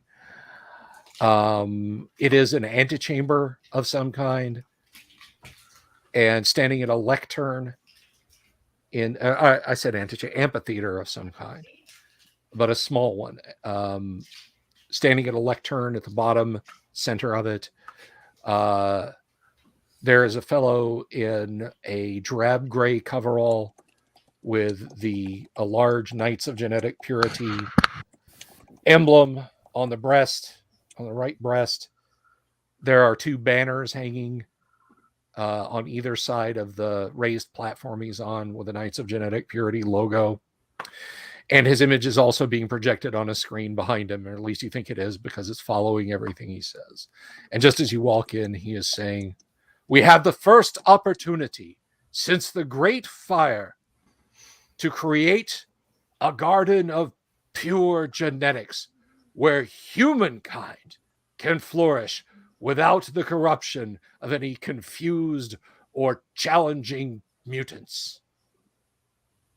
Okay, we quietly close the door and ask the robot if he's got what he's need.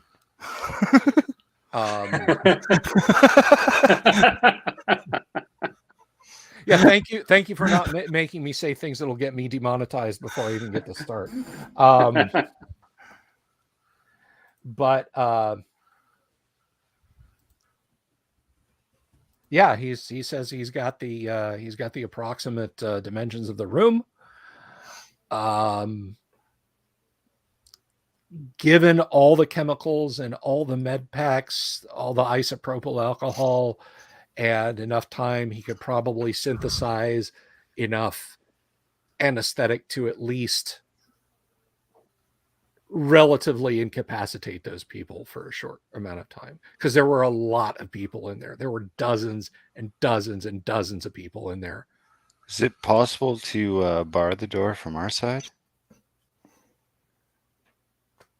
You don't know. Is there like handles I could stick something through? I mean, there's the wheel. I want to stick one of my laser rifles between the wheel and the jamb of the door. I don't know. It's not long enough. Okay, damn. Is there any? Yeah, I was gonna ask if there's any like stuff we could rip off the wall or. Well, what if we send the robot back to do what he's got to do? And Rex, Yeah, time's of the essence. You're pretty strong in that armor. You should just be able to hold the wheel, shouldn't you? Well, I think the armor doesn't make me as strong as you might think, but I could certainly give it a go. Oh, okay. Well, it's better than nothing, I guess. And I'm going to look around for something longer to try to jam through that wheel and pry it open or close or at least shut. I got you. All right. So the robot trundles off. And just to let you guys know, it's going to use all of its medical supplies to make the anesthetic and anything back in the area where you guys left. Let's see. So, but he's got a lot to say.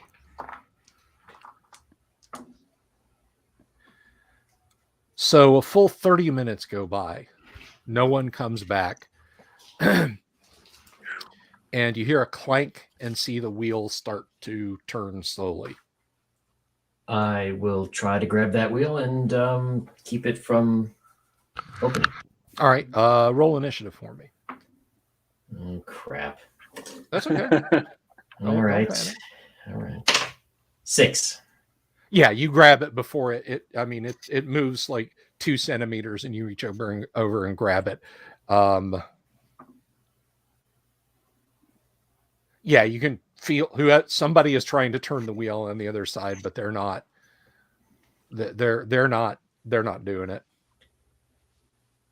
You've got it held tight. Rex thinks to himself, must be one of those teenagers.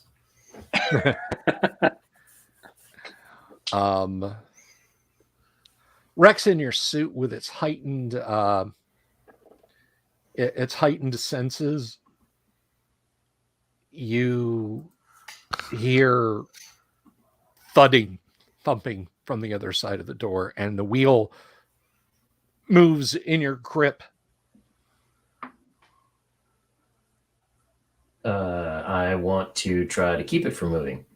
Okay, roll a d6. Okay.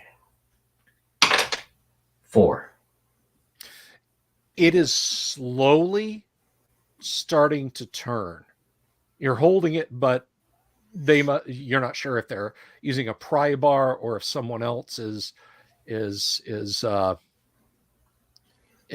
able to get on the wheel on the other side also, but it's slowly starting to move. Is he those too of you big, looking, or can I help him? Oh yeah, you can get over there and help. All right, I'll give him a. All right, Put you're my able weight behind it too. All right, so you got each of you basically kind of 2 hands on a spoke. Who was looking for something to bar the door with? And James, what is Gerg doing? Just sort of chilling out, watching. He's gonna have his laser pistol ready to go just in case somebody does get the door open. All right. Okay, one of you guys give me a d6. As far as finding something to bar the door, give me a d10 roll.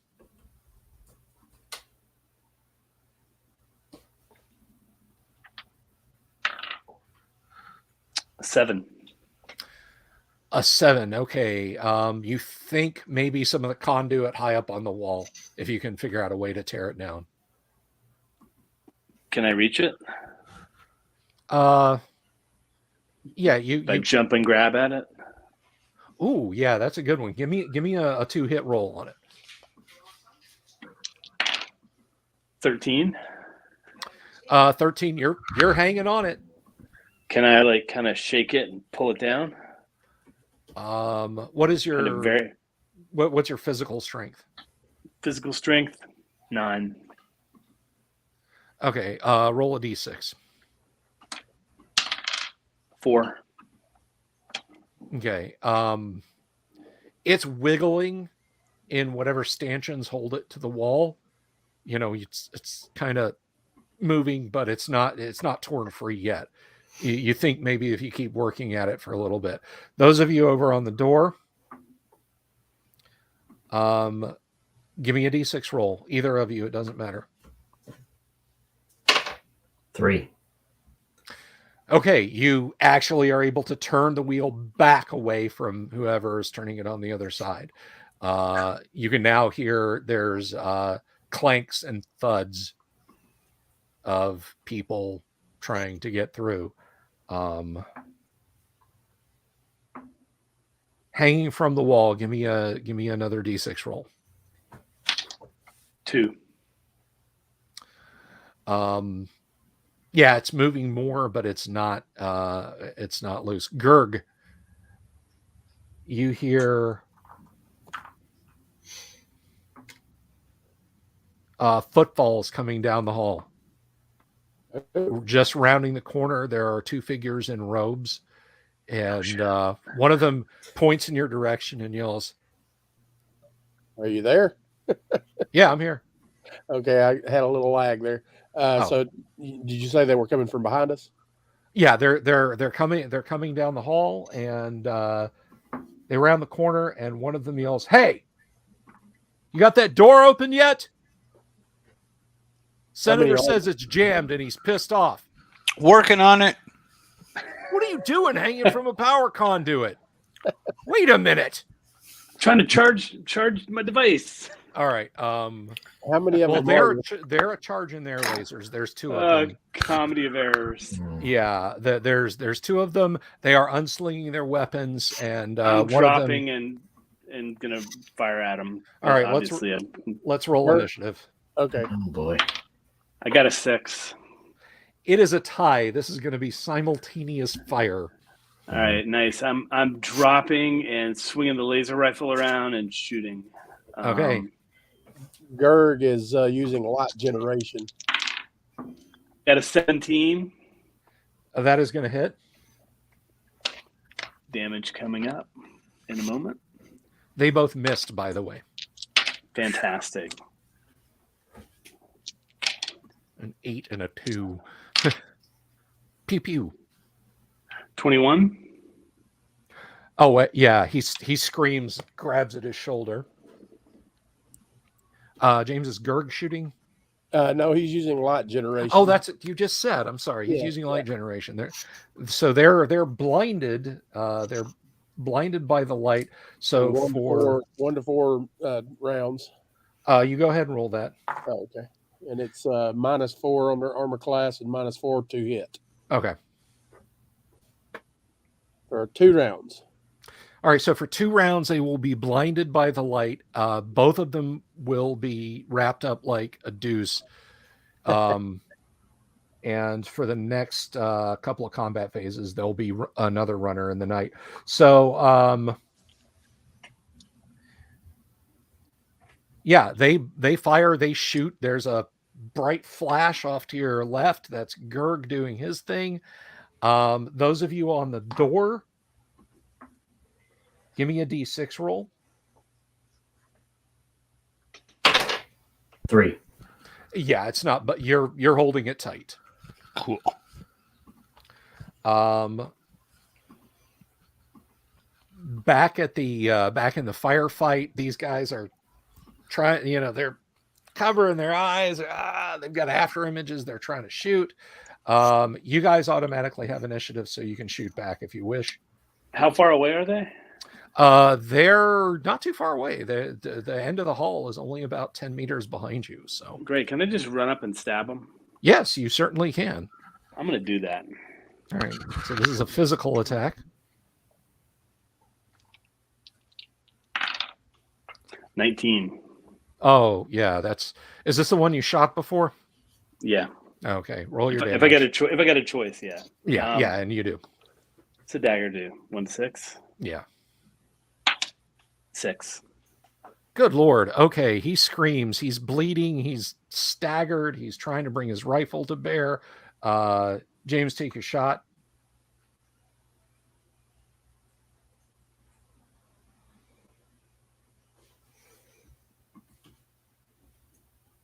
James, was Gerg shooting in this round? You're muted, buddy. Sorry, I was muted. Roll a 16. That will hit. Yes. This is with a pistol, so it's 5D. So Okay. Yep.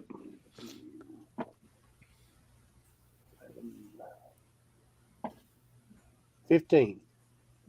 Okay, yeah, he does not like that. They're going to shoot back. They will need really good 2-hit rolls. That is a miss. Oh, that might actually, let's see. He kind of knows what direction. That shot was actually at Brun. What is Brun's armor class? AC6. AC6. Okay. AC6, and this is, let's see.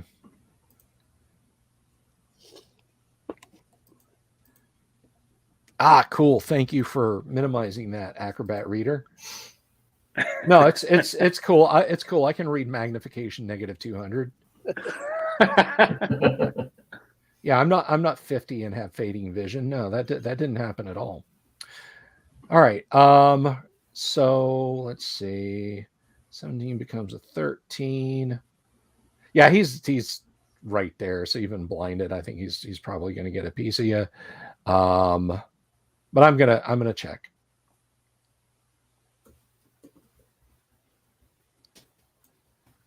See, I killed the players, but I killed them nicely. I check first. Let's see. So weapon class. Yeah, he got you. He ganked you. And this is 60. So that well, that's okay. That's 10, and that is 19. You get burned for 19 points. Zot. All right, next round. Those at the door, please give me a D6 roll. 6. Yeah, it kind of goes almost like 90 degrees, but then you force it back the other 90 degrees. So we have the Star Trek Ponfar fight music scene happening here up at the door. Let's there you go. So back at the meanwhile, back at the ranch, let's go ahead and roll initiative for you shooters. 3. They're close enough. That's a miss. And that is a miss. Bzz, bzz, bzz, bzz. They are cracking with laser bursts. Return fire, gents. All right. 17. 11. Oh, were you shooting or stabbing? I'm stabbing. Oh, you're stabbing. Okay. Since they're right here and I'm right on them. Yeah. What weapon class is a dagger? I do not have that info handy. Oh, I've got it right here. It's just below the 2-hit chart. That is weapon class 2. You rolled an 11. That will not hit. Okay. They will be unblinded at the end of this round, by the way. Gerg got a 17 on his shot. Rolled 21 damage. That guy goes down. He gurgles and hits the floor. Not shooting tats. All right. End of the round. The one is now like blinking and he sees you all and he's like, traitors, Mutant sympathizers! I'll kill you all! Let's roll initiative. Those up at the door, roll a d6. I got it this time. All right. 5. Okay, it moves, and like they're holding it there. It's not opening, but it's it's now like you hear a click. It doesn't open, but it's now in a position that it's held open, or that it's held to. Like it won't go back any further in your favor, but at the very best, you could stop it from going forward. So let's see.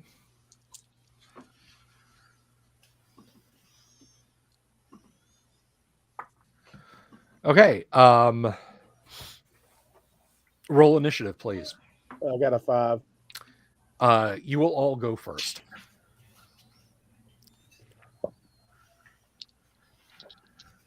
There's just one guy down here again. Yes. I got an 11. I missed with a 9. Gerg, that hits. Oh, okay. Oh, you're firing into melee. No, I'm just kidding. I'm just kidding. Got a little AD&D on you there. Sorry, guys.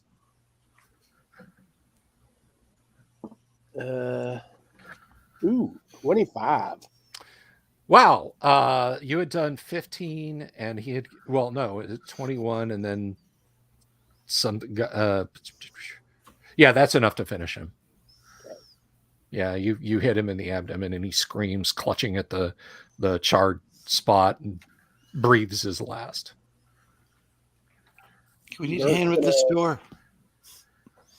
Gary's going to go check and make sure there's nobody else coming down the hallway. He's going to run up a little bit. No one is coming down the hallway. Okay. All right. Back over to the door. Roll a d6.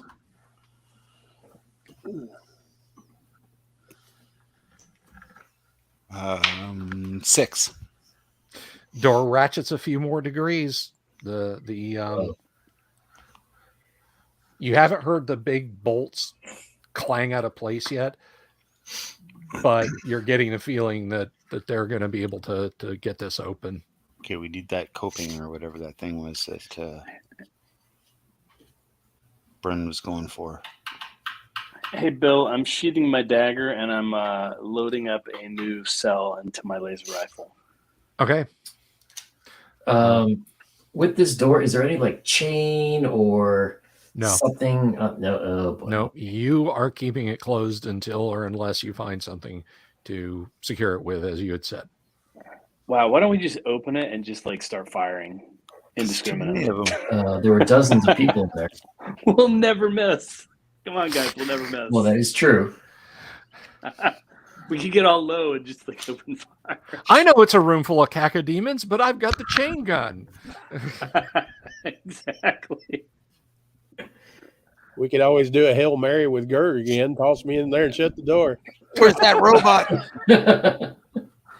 All right. Well, you're not If sure only, where the if only robot you is. had if only you had quadruple strength life leech. Well, it's 6 points per round. So, I mean, I could, as long as I didn't die. Yeah. It's like them blasting you full of holes and you're standing I there. don't think the odds are good considering who's in there. All right. Okay, Somebody was hanging from a conduit, as I recall. I was, but I was dropped Brent. down. Okay. Remember, I dropped down That's and ran the guy with the knife. Okay. Well, I he's want- dead. I want to let go of the door, and I want to take 2 shots on either side of that conduit and try to blast it down. Roll your damage. 66. 66. What? Well, for the laser rifle, Oh, isn't it 6d6. Okay. I Roll. heard 66. 13, 46, Execute order 66. 23 Okay. and 8, 12, 16, 17, 25. All right, that's enough to sever it on either end of the conduit. Rex Dashington, give me a D6 roll. Come on, Rex. 4. All right, it almost ratchets over, but you're able to stop it and bring it back. You're thinking it's like in quarters. Mm-hmm. Like you held it back for a quarter, they pushed it up, and then they almost pushed it to the next quarter. So if you picture in your mind's eye, the wheel is divided into 4 sections. So I run over and grab a side of that conduit and start dragging it back. okay, yeah, that's it's just like I said, a couple centimeters in diameter, but it's metal and it seems to be very heavy.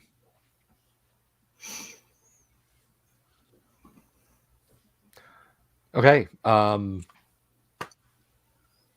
you've got the conduit. Those of you at the door, what are you doing? Well, I'm still hold it, but hopefully they'll. I'm Okay. sliding that thing through the compass shaped door Oh, okay. circle thing. The wheel. The wheel. Whew, I thought that was an O3 for a second there. I'm using the AD&D bend bars lift gates, and I was like, please tell me they didn't just bend that open on the other side. And But they cursing didn't. the name of the robot. Yeah. Yeah, no, it stops it going. The metal is completely jammed across the diagonal width of the door. Doesn't appear to be budging. And then I guess I turn in the direction of where those dudes came from. Okay. Make sure no more are coming. Nope, no more are coming. Gerg's going to check out the 2 guys and see what kind of stuff they might have on them that we could use. Laser, same as what you've been finding. Laser rifle, a couple of charge packs, a few Domars. Take them charge packs. Yeah. Actually, no, they don't have Domars. They have gold coins. Ooh. They have an eagle on one side, and they look like they were cast locally, but or not locally. Like, oh, that was just around the corner here. But they're not ancient money, and they're not Domars from a distant city. These were cast by these people. They have an eagle on one side, and they have the Knights of Genetic Purity symbol on the other.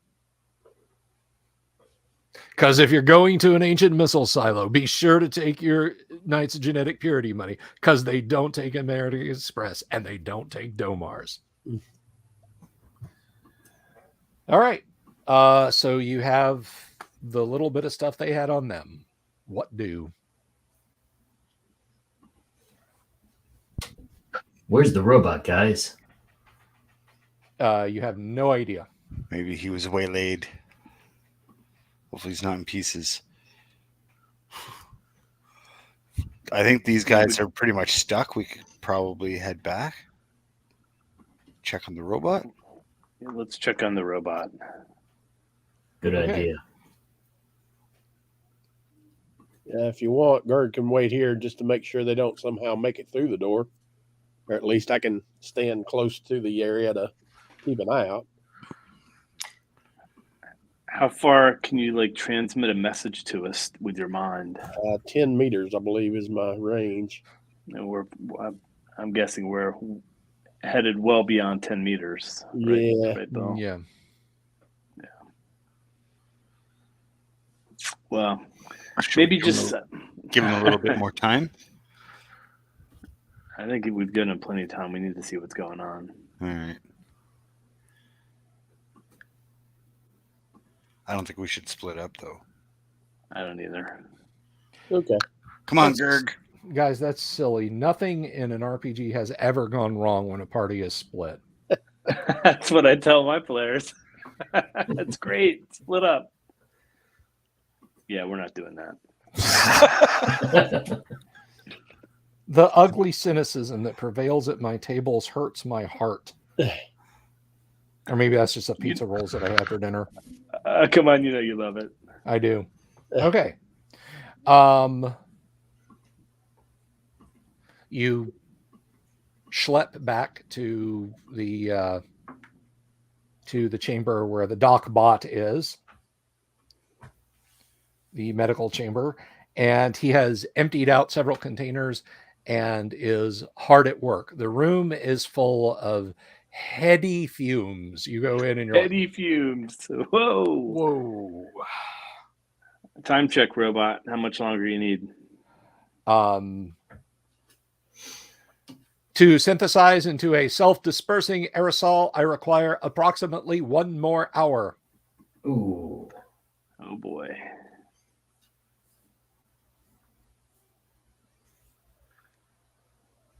Any way you could cut some corners there, robot? Time is of the essence. Negative. Bummer. Robot, are there flammable materials that you're not using? Negative. Do you in any way? Can we speed up this process?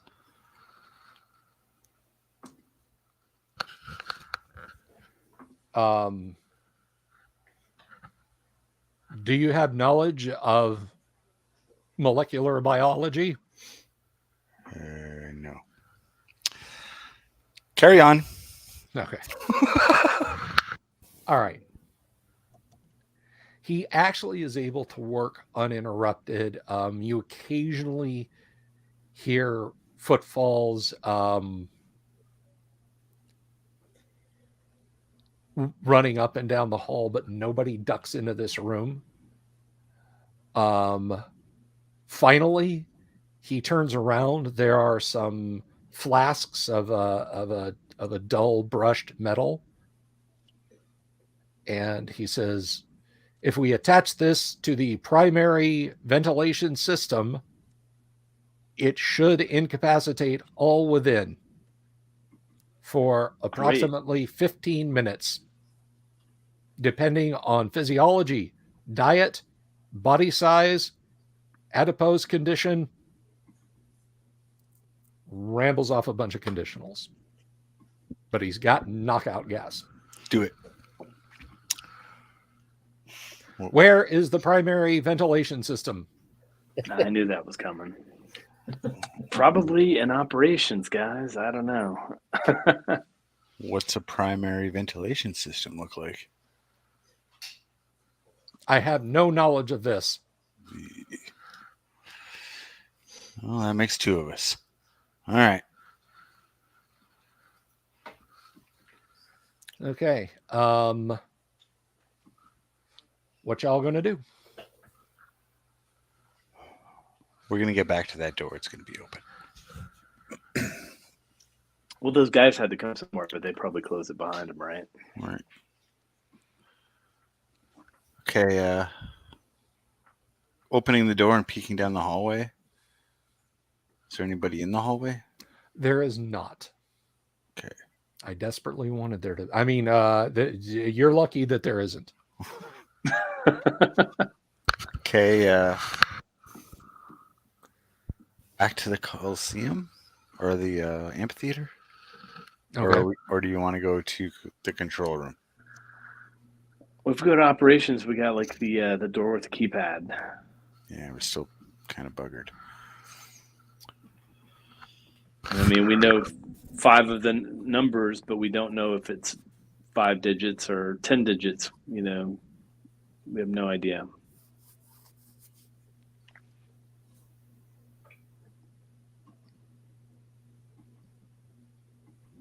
Slide, just drop one of those coins in. Coin operated silo control door. Damn it, Jim, the Ruski missiles are coming over the North Pole. I don't have any change. All right. Where y'all going? Back to the amphitheater. We can't get into ops. Yeah. Okay. We didn't find no keypads on those dudes we were shooting. If there has been any activity at the amphitheater, no one has been able to open the door. Great. Robot, if we threw that in the room, would it knock everyone out? The dispersion would only be proximate to where the flask landed. Hmm. Huh, we have to find access to ventilation somehow. Gerd, if we got you in the ventilation, could you run around until you found the primary source? I bet I know what he's going to say. He'll transmit back. Don't know. Well, I would have lost that bet. Well, we still haven't been to the silos. That's true. Maybe there's something down there. Let's go take a look. Okay. Going down that hallway, you have to round a couple of corners. There are rotating red lights everywhere. Oh boy. There are the ancient symbols indicating radiation on various locations. There is one room where there's not, or one door where there's not rotating red lights or anything. It has a steady yellow light at the top and bottom. It is one of the wheeled doors, and you do not know what it's for, but there's not a radiation symbol on it, and there are no rotating red lights on it. Does my suit protect against radiation? Yes, up to a certain strength.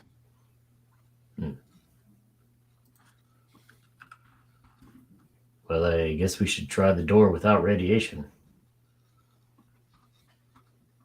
Definitely. Let's go. I'll go in first to check it out and make sure it's safe for you guys. Tally ho. Okay. Yeah, your suit, you just clank, turn the wheel. The door rotates open. This is a very small cubicle. You have to like take a step down to go in it. There are several large, and I mean taller than you, units in the room with silvery, it looks like a strange silver cloth circular that goes up into the ceiling, and on each there's a large sign that says HVAC 1, HVAC 2 on all the way up to Nice. 4. Nice. Would Rex know what HVAC means? Give me a D20 roll. Oh boy. See if you have a flash of memory. 13. Yeah, it's HV air conditioning. High volume air conditioning. Guys, this might be it. Robot, make your move. The robot We're missing our rotates 90 HVAC degrees specialist. and rolls backwards 1 meter. Is this an appropriate move? Get jiggy with it. The robot begins to move backwards and forwards in kind of a jerky motion. Robots are great. Robot, HVAC. Don't hit anybody. Can you deploy the anesthetic agent to that room you saw through this vector?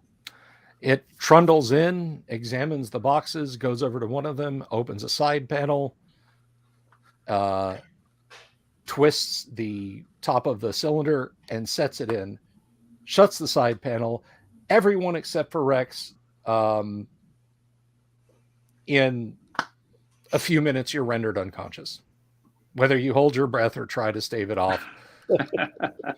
Thump, thump, bip, thump. So Guys. the robot and Guys. Rex are still conscious. And then I will ask the robot. Robot, can you make a counter agent to wake these guys up? Negative. Insufficient supplies. Nuts. You don't happen to have any gas masks on you, do you? Negative. Well, then Rex will. I mean, at least Gerg, you can just put in a shoulder bag. Yeah, I'll just sort of like drape him over my shoulder. Okay. Or belt. Robot, would there be more supplies back in the medical bay? Negative. Negative. All supplies exhausted. And how long will this anesthetic last for? He 15. rattles off a series of variables, but it sounds like he's saying 15 minutes, more or less. And how long will it take me to run back to the door that was locked? I mean, if you're running, not that long at all. Not nearly that long. Maybe like 5 minutes. All right, guys, I've got to do this. Whoever had the knife, he is going to take their knife. Okay. Does he have like a little stopwatch on his Yes, wrist? you can set a timer. Okay. So I'm going to set it for 15 minutes. I want to remove the bar, open the door, go in the room, slit everyone's throat that I can, and get out within 15 minutes. Yep. That's okay. And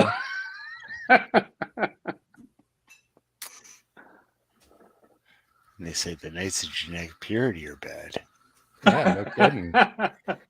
No, wait, I changed my mind. I'm going to go into the room, and what was that? The colonel, the captain? Commander. Ramirez. Commander. Commander I Ramirez. am going to grab Commander Ramirez, Okay.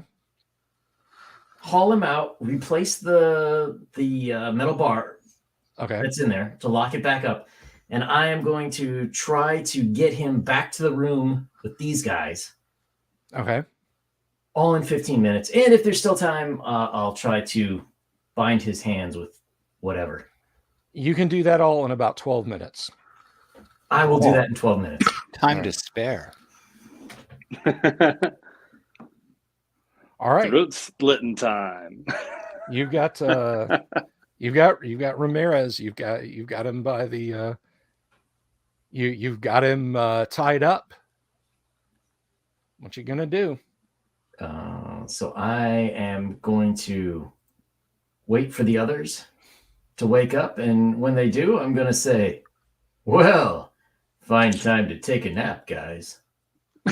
Those of you who are just coming to are overcome with nausea. You are vomiting, and you are trying to control your other functions as well. Mhm. Rex is standing over you making jokes. And I'll say, look who I brought. You mutant scut. Traitor sympathizers. What have you done with the inhabitants of Good water. Goodwater?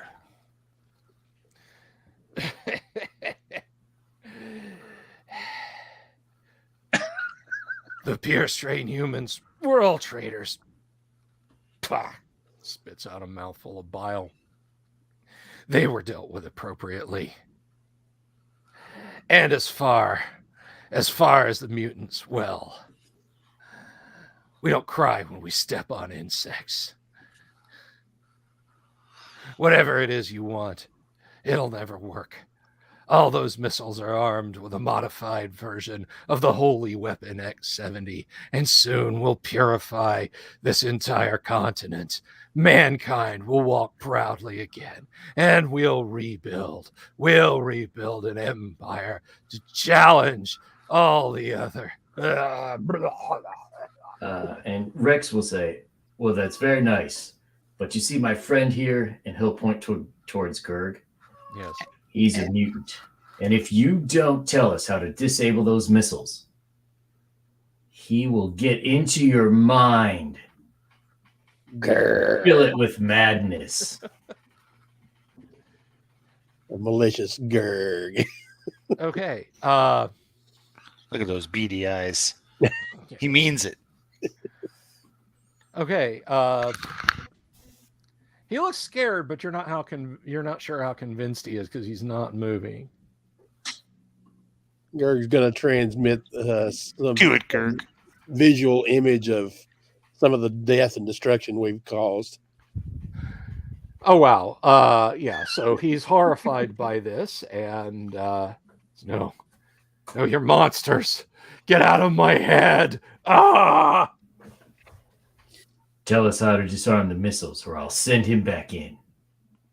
Or at least tell us the code for that door. He gives you numerical code for the door. It's like a broom closet. It's a laundry. There's like 4 washing machines, 4 dryers. No, he gives you the It's really a Coinomatic card that fits in that door. Yeah. Crap. Did anybody bring a $5 bill? This thing takes 9 credits. I've got Do you hate that? You go to the gold arcades. coins. You go to the arcade and it's like, oh, you can fill this card up for $5. That's great. Every game takes 3 credits and it leaves you with 2. You got to spend $20 in an arcade with 8 games just to get your money's worth.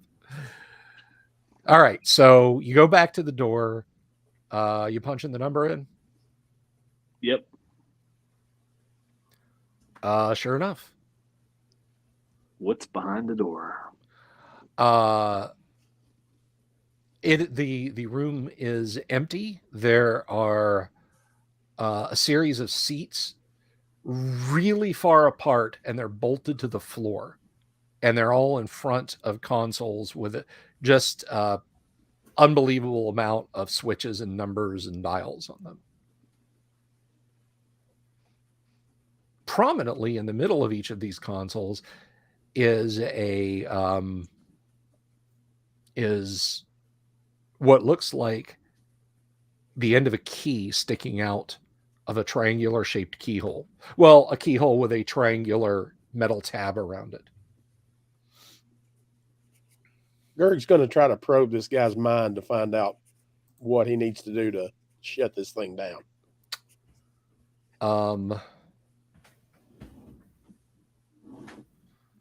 So let's see. Is that just like a basic ESP where you can just read thoughts? As telepathy, whatever. Okay. Let me see what it says here. Mental telepathy.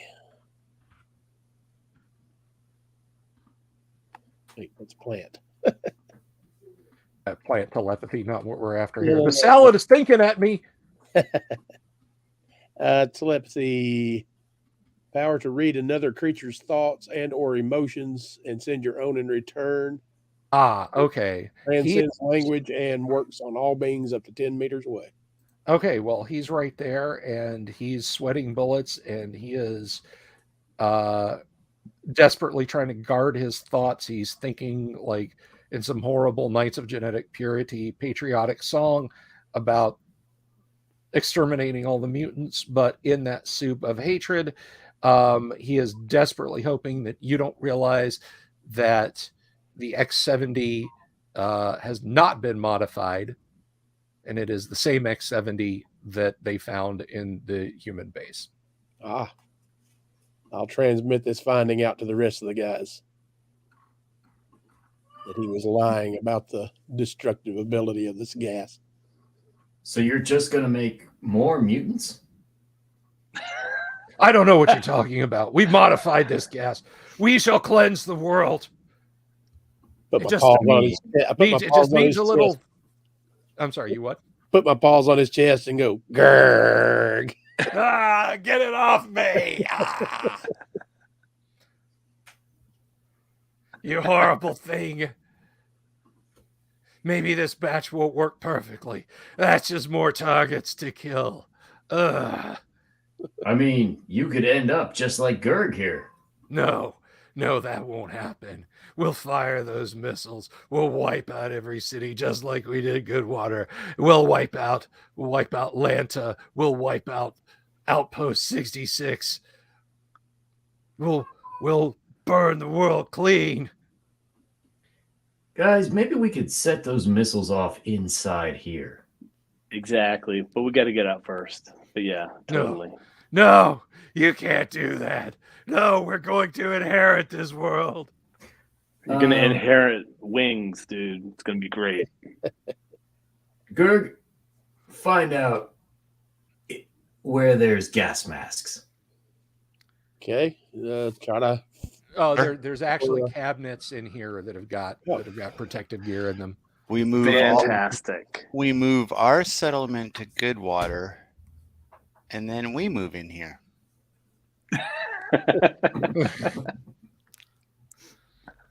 Well, there'll be a lot more mutants to help with the harvest soon. Exactly. They can fly and thrash. Because there's still fields of food production in Goodwater. All right, this Right. guy. By the way, I don't know if you guys are like holding him up or whatever. If you've Oh, we're totally pushed him holding into him. a chair. Oh, yeah. Okay, if you Gert's just sitting put on him his in a chest. chair. I might occasionally punch him too. Depends. Yeah, but he's screaming, you can't do this. You can't turn us into monsters, and You get already this- are monsters. get this damned rat off me, and he's just carrying on.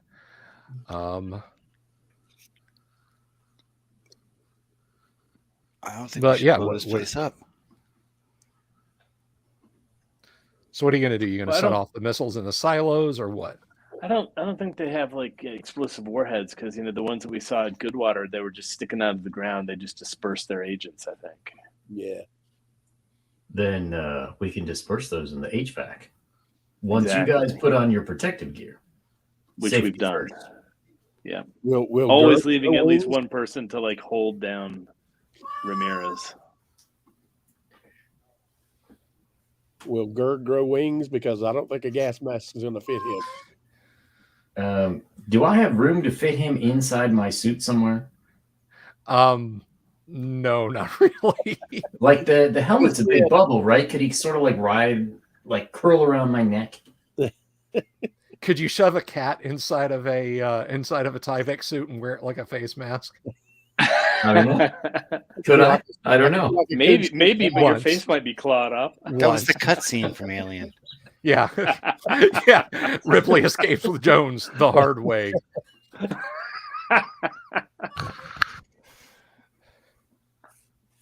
Yeah, Ridley Scott had the RSPCA on set. He couldn't get away with it. All right. So you what are you guys doing? Ramirez is still babbling. You can't do this. He's speaking like to the pure strain human. He's like looking around. He's like, think logically about it. All humanity united again, building great cities, curing diseases, bringing back ancient technologies, mending the world. No more starvation, no more horrible monsters, no more radiation. I will Hey, say, except I want to exist in said world. I'll say to him, quiet, or he'll make a nest in your intestines. Ah! You see, he's looking at the others. You see, this is the kind of horror we're trying to stop. Extremism in the pursuit of good is no crime. Gerg's going to try to find out what he knows about operating these missiles as far as like. Can you Not send them off? much. He's actually a gifted tactician and strategist, but he doesn't. I mean, you pick up like the vaguest memories, but he is deliberately like blotting that out. Like he's got a strong personality and he's fighting it.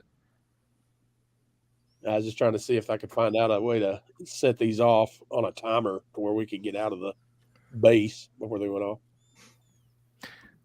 You'd have to figure out Go with something the with the controls.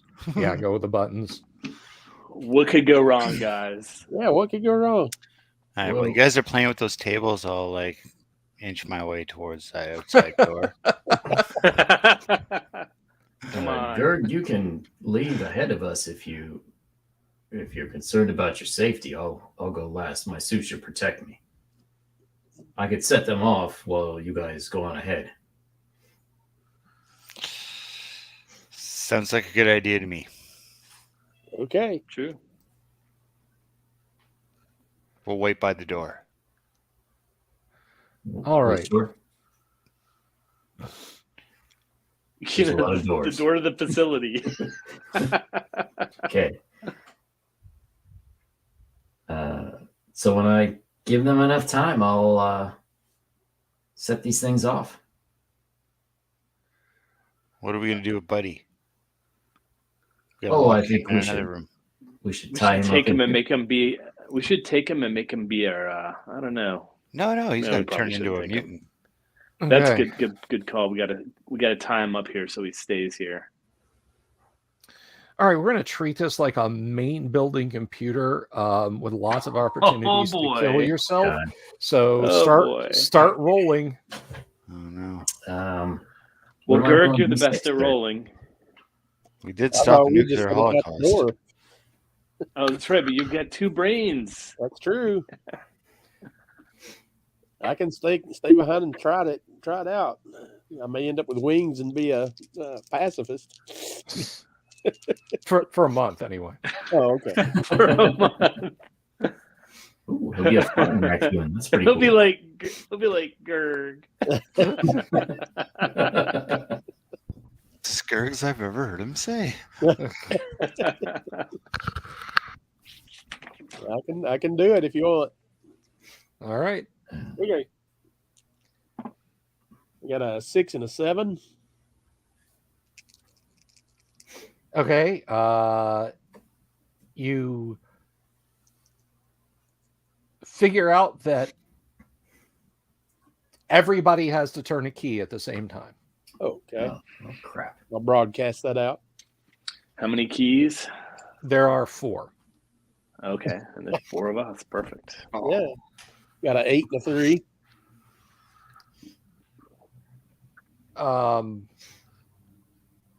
Where's the robot? Just standing there watching you. Well, he could do 2 of the keys.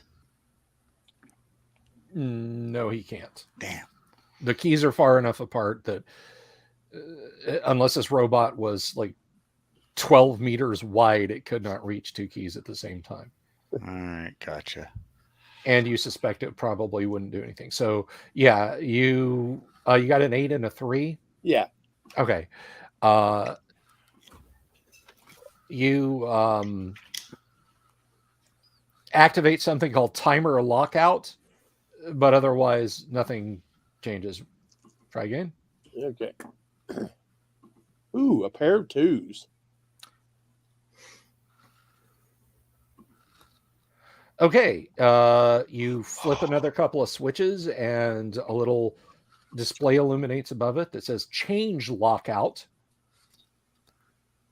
And you flip another one. And so there's the triangular plate behind each key. And at each point in the triangle, there's a light. And above everyone's triangular panel, the light at the apex just came on. Okay. Keep playing around here.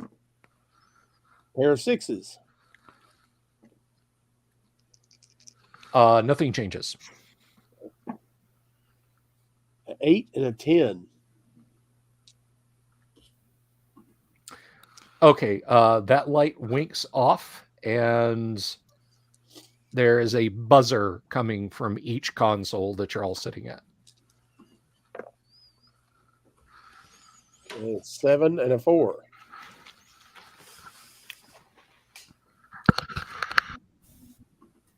Okay, the buzzer stops, and now the light in the lower left-hand corner of the triangle comes on. 5 and a 1. Okay, there's a bell chiming briefly, and the light at the top comes on.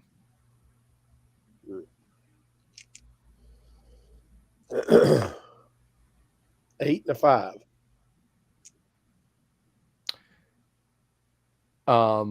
The light is now flashing, and you do something else, and it doesn't change.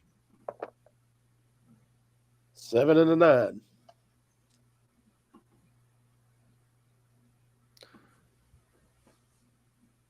Okay. So you try a couple of switches next to where it says changes locked out. There is a buzzing sound, and you are electrocuted for 10 points of damage. Ouch. Ooh. Okay. Rub my paw and go back at it. Okay. 3 and a 2.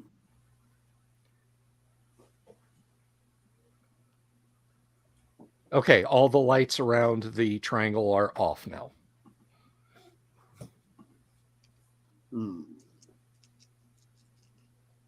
Am I getting any idea of what I'm doing yet? No, Just flipping switches. you're just flipping switches. I got a 9 and a 3.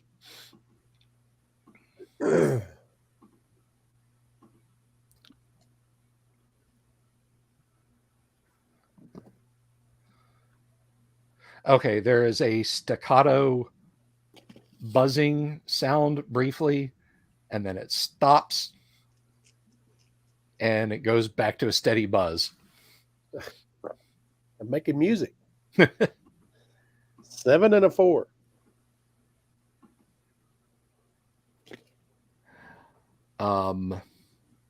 The changes locked out disappears.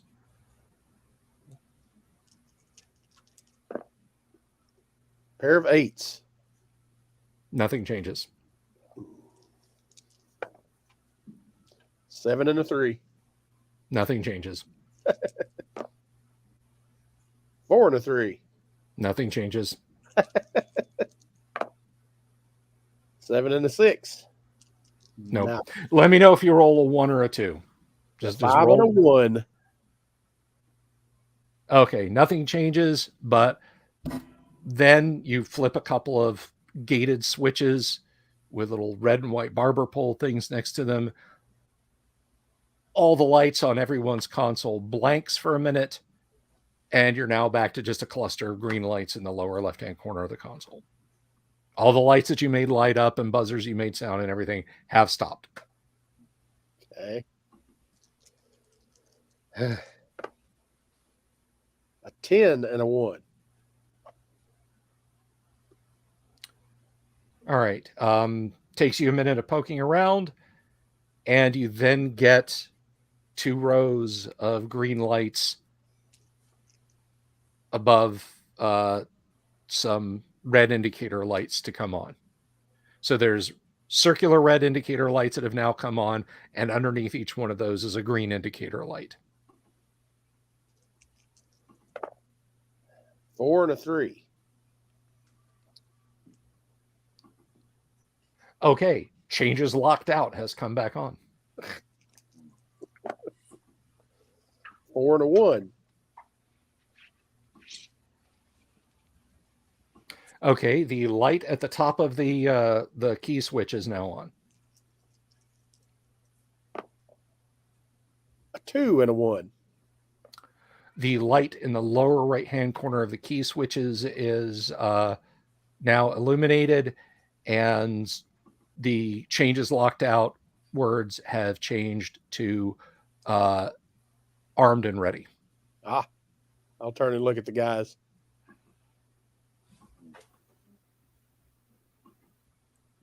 So you now understand how the panel works. You understand if you turn the keys, it'll launch the missiles, that there's ways that you can keep the doors that keep the missiles covered from opening, and etc. You understand this launch mechanism. Okay, I'll transmit all of that to them. Okay.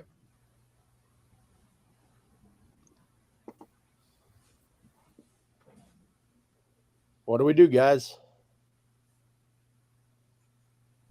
Gotta turn some keys. Let's do it. Let's Okay. do it. So tell me, the game master, what you are doing with these missiles. We want to lock them in and launch them, or what are we doing, guys? Well, I think we want to fire them off so they disperse their contents, but in here, keep them from getting outside the complex. Keep the silos locked so they don't Okay. launch. You now know how to do that. Congratulations. You now know how to work an MGM 181 missile silo. Sweet. Gerg will go over Nice. to the cabinet with the gas masks and point to them for those guys. The Yeah. two that don't have gas masks. Okay. I put one on. Yeah, I think we're all as protected as we can be. All right. Are you putting one on Ramirez? No. No. No. All right. Well, I'm actually going to sit him by the vent. Okay. He's. Break the last one in front of him. So long story short, we'll just go to montage to wrap up this adventure arc. You cause the warheads to deploy in the silos. And while much of X-70 is burned up by the exploding missiles, much more of it is dispersed out. The vast majority of the Knights of Genetic Purity are affected. Some were wearing the protective suits and aren't, but very quickly the now converted Knights, there are some deaths. There is some resistance, but it's among them. But the majority of them are now winged beings. Of peace. They're going to farm our fields. So Ramirez is fitting. gonna hate us so much.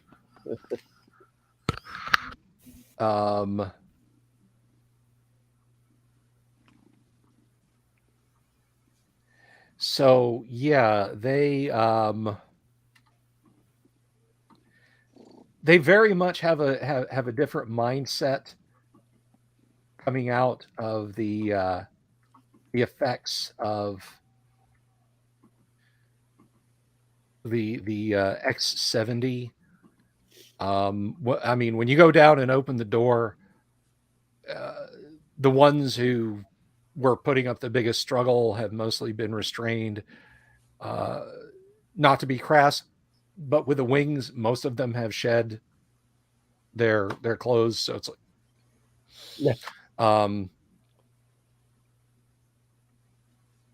they are entirely pacifistic and bear you no ill will as long as you don't bear them any ill will. No, totally cool. Yeah.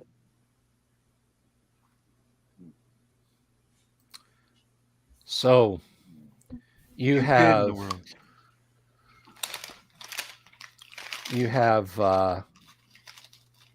nullified whatever base these particular knights working in, and Ramirez even is, I have come to higher wisdom, brothers. Thank you. Peace upon you. Peace upon all of you. And peace. So what will you do now, adventurers? Oh, Gerg. Yeah. Gerg.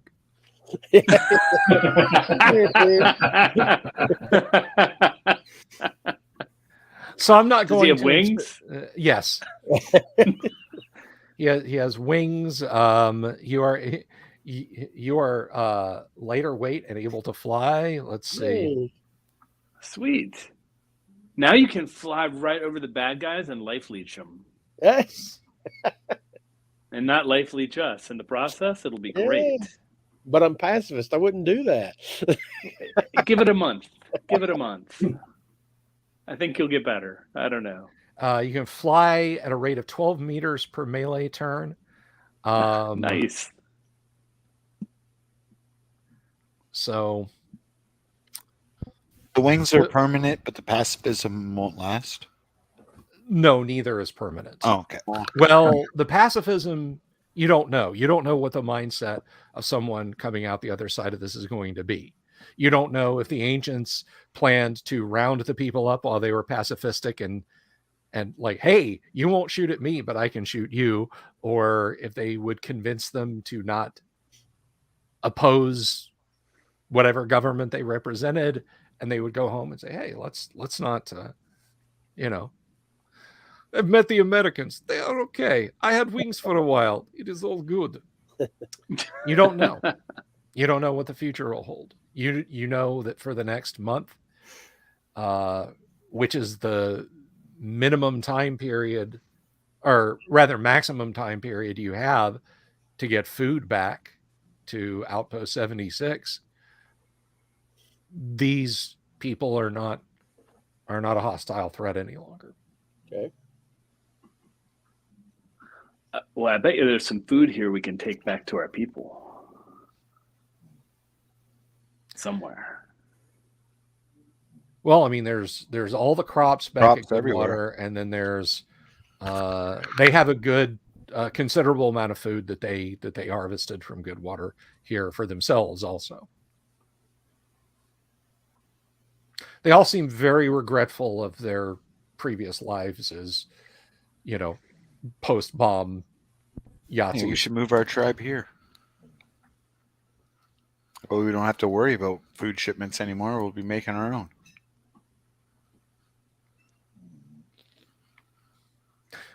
Well, see what Steve has to say, anyways. Yeah.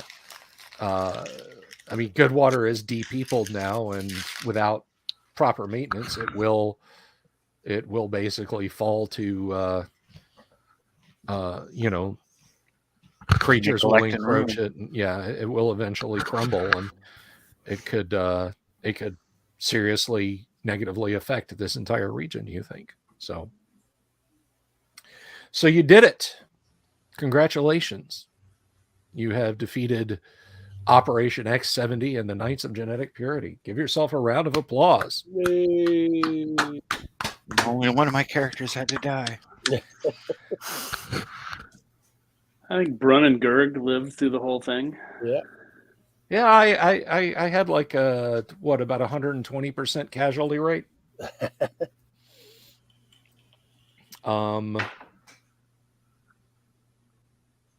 So as far as experience goes, well, first of all,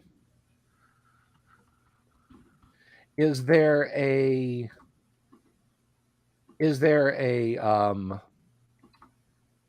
desire amongst the players to continue playing Gamma World on Friday nights? And if so, with these same characters in the same world? Sure is. Yeah, why not? Sure. Why not? Okay. Yeah. All right. The players have spoken. I think I suspect the audience, at the very least, somewhat likes it. We still got 9 people watching. So folks, it looks like we're going to be playing Gamma World on Friday nights for a little while longer. Excellent. I hope so. We should move into this place and make it the home base. There we go. Yeah. You can certainly do that. Remember, you're a good couple of days drive from Goodwater, where you're at here. We can put all these pacifists in Goodwater.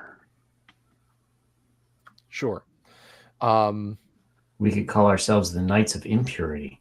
The Disordered Knights of Impurity. Your own secret society. Little chaos wheel Absolutely. is your symbol. We'll see All your right. cryptic alliance and raise you one. So in the interim, I will award some experience. Now, the way experience works, there aren't levels per se, but you can spend experience on Ability score increasing your scores and whatnot. So I will get with you players in the interim, and I will explain before the next game how experience works. I hope you, our audience, have enjoyed this. I'm just sorry not all the players could be here, but I will let them know, and then they can bring in experienced characters for the next game. That's just kind of how it is, you know, in this rat race world we live in. Sometimes you got to give up your game nights to keep the lights on. I completely understand. So thank you, everyone. Thank you, everyone, for playing. We'll be back next Friday with more Gamma World. I'll be back tomorrow for 12 hours right here. You guys take care of each other, and I hope everyone can make it to the live stream tomorrow, at least for a little while. Peace, everybody. Take care. Good night. Good night, all. Night. Buddy.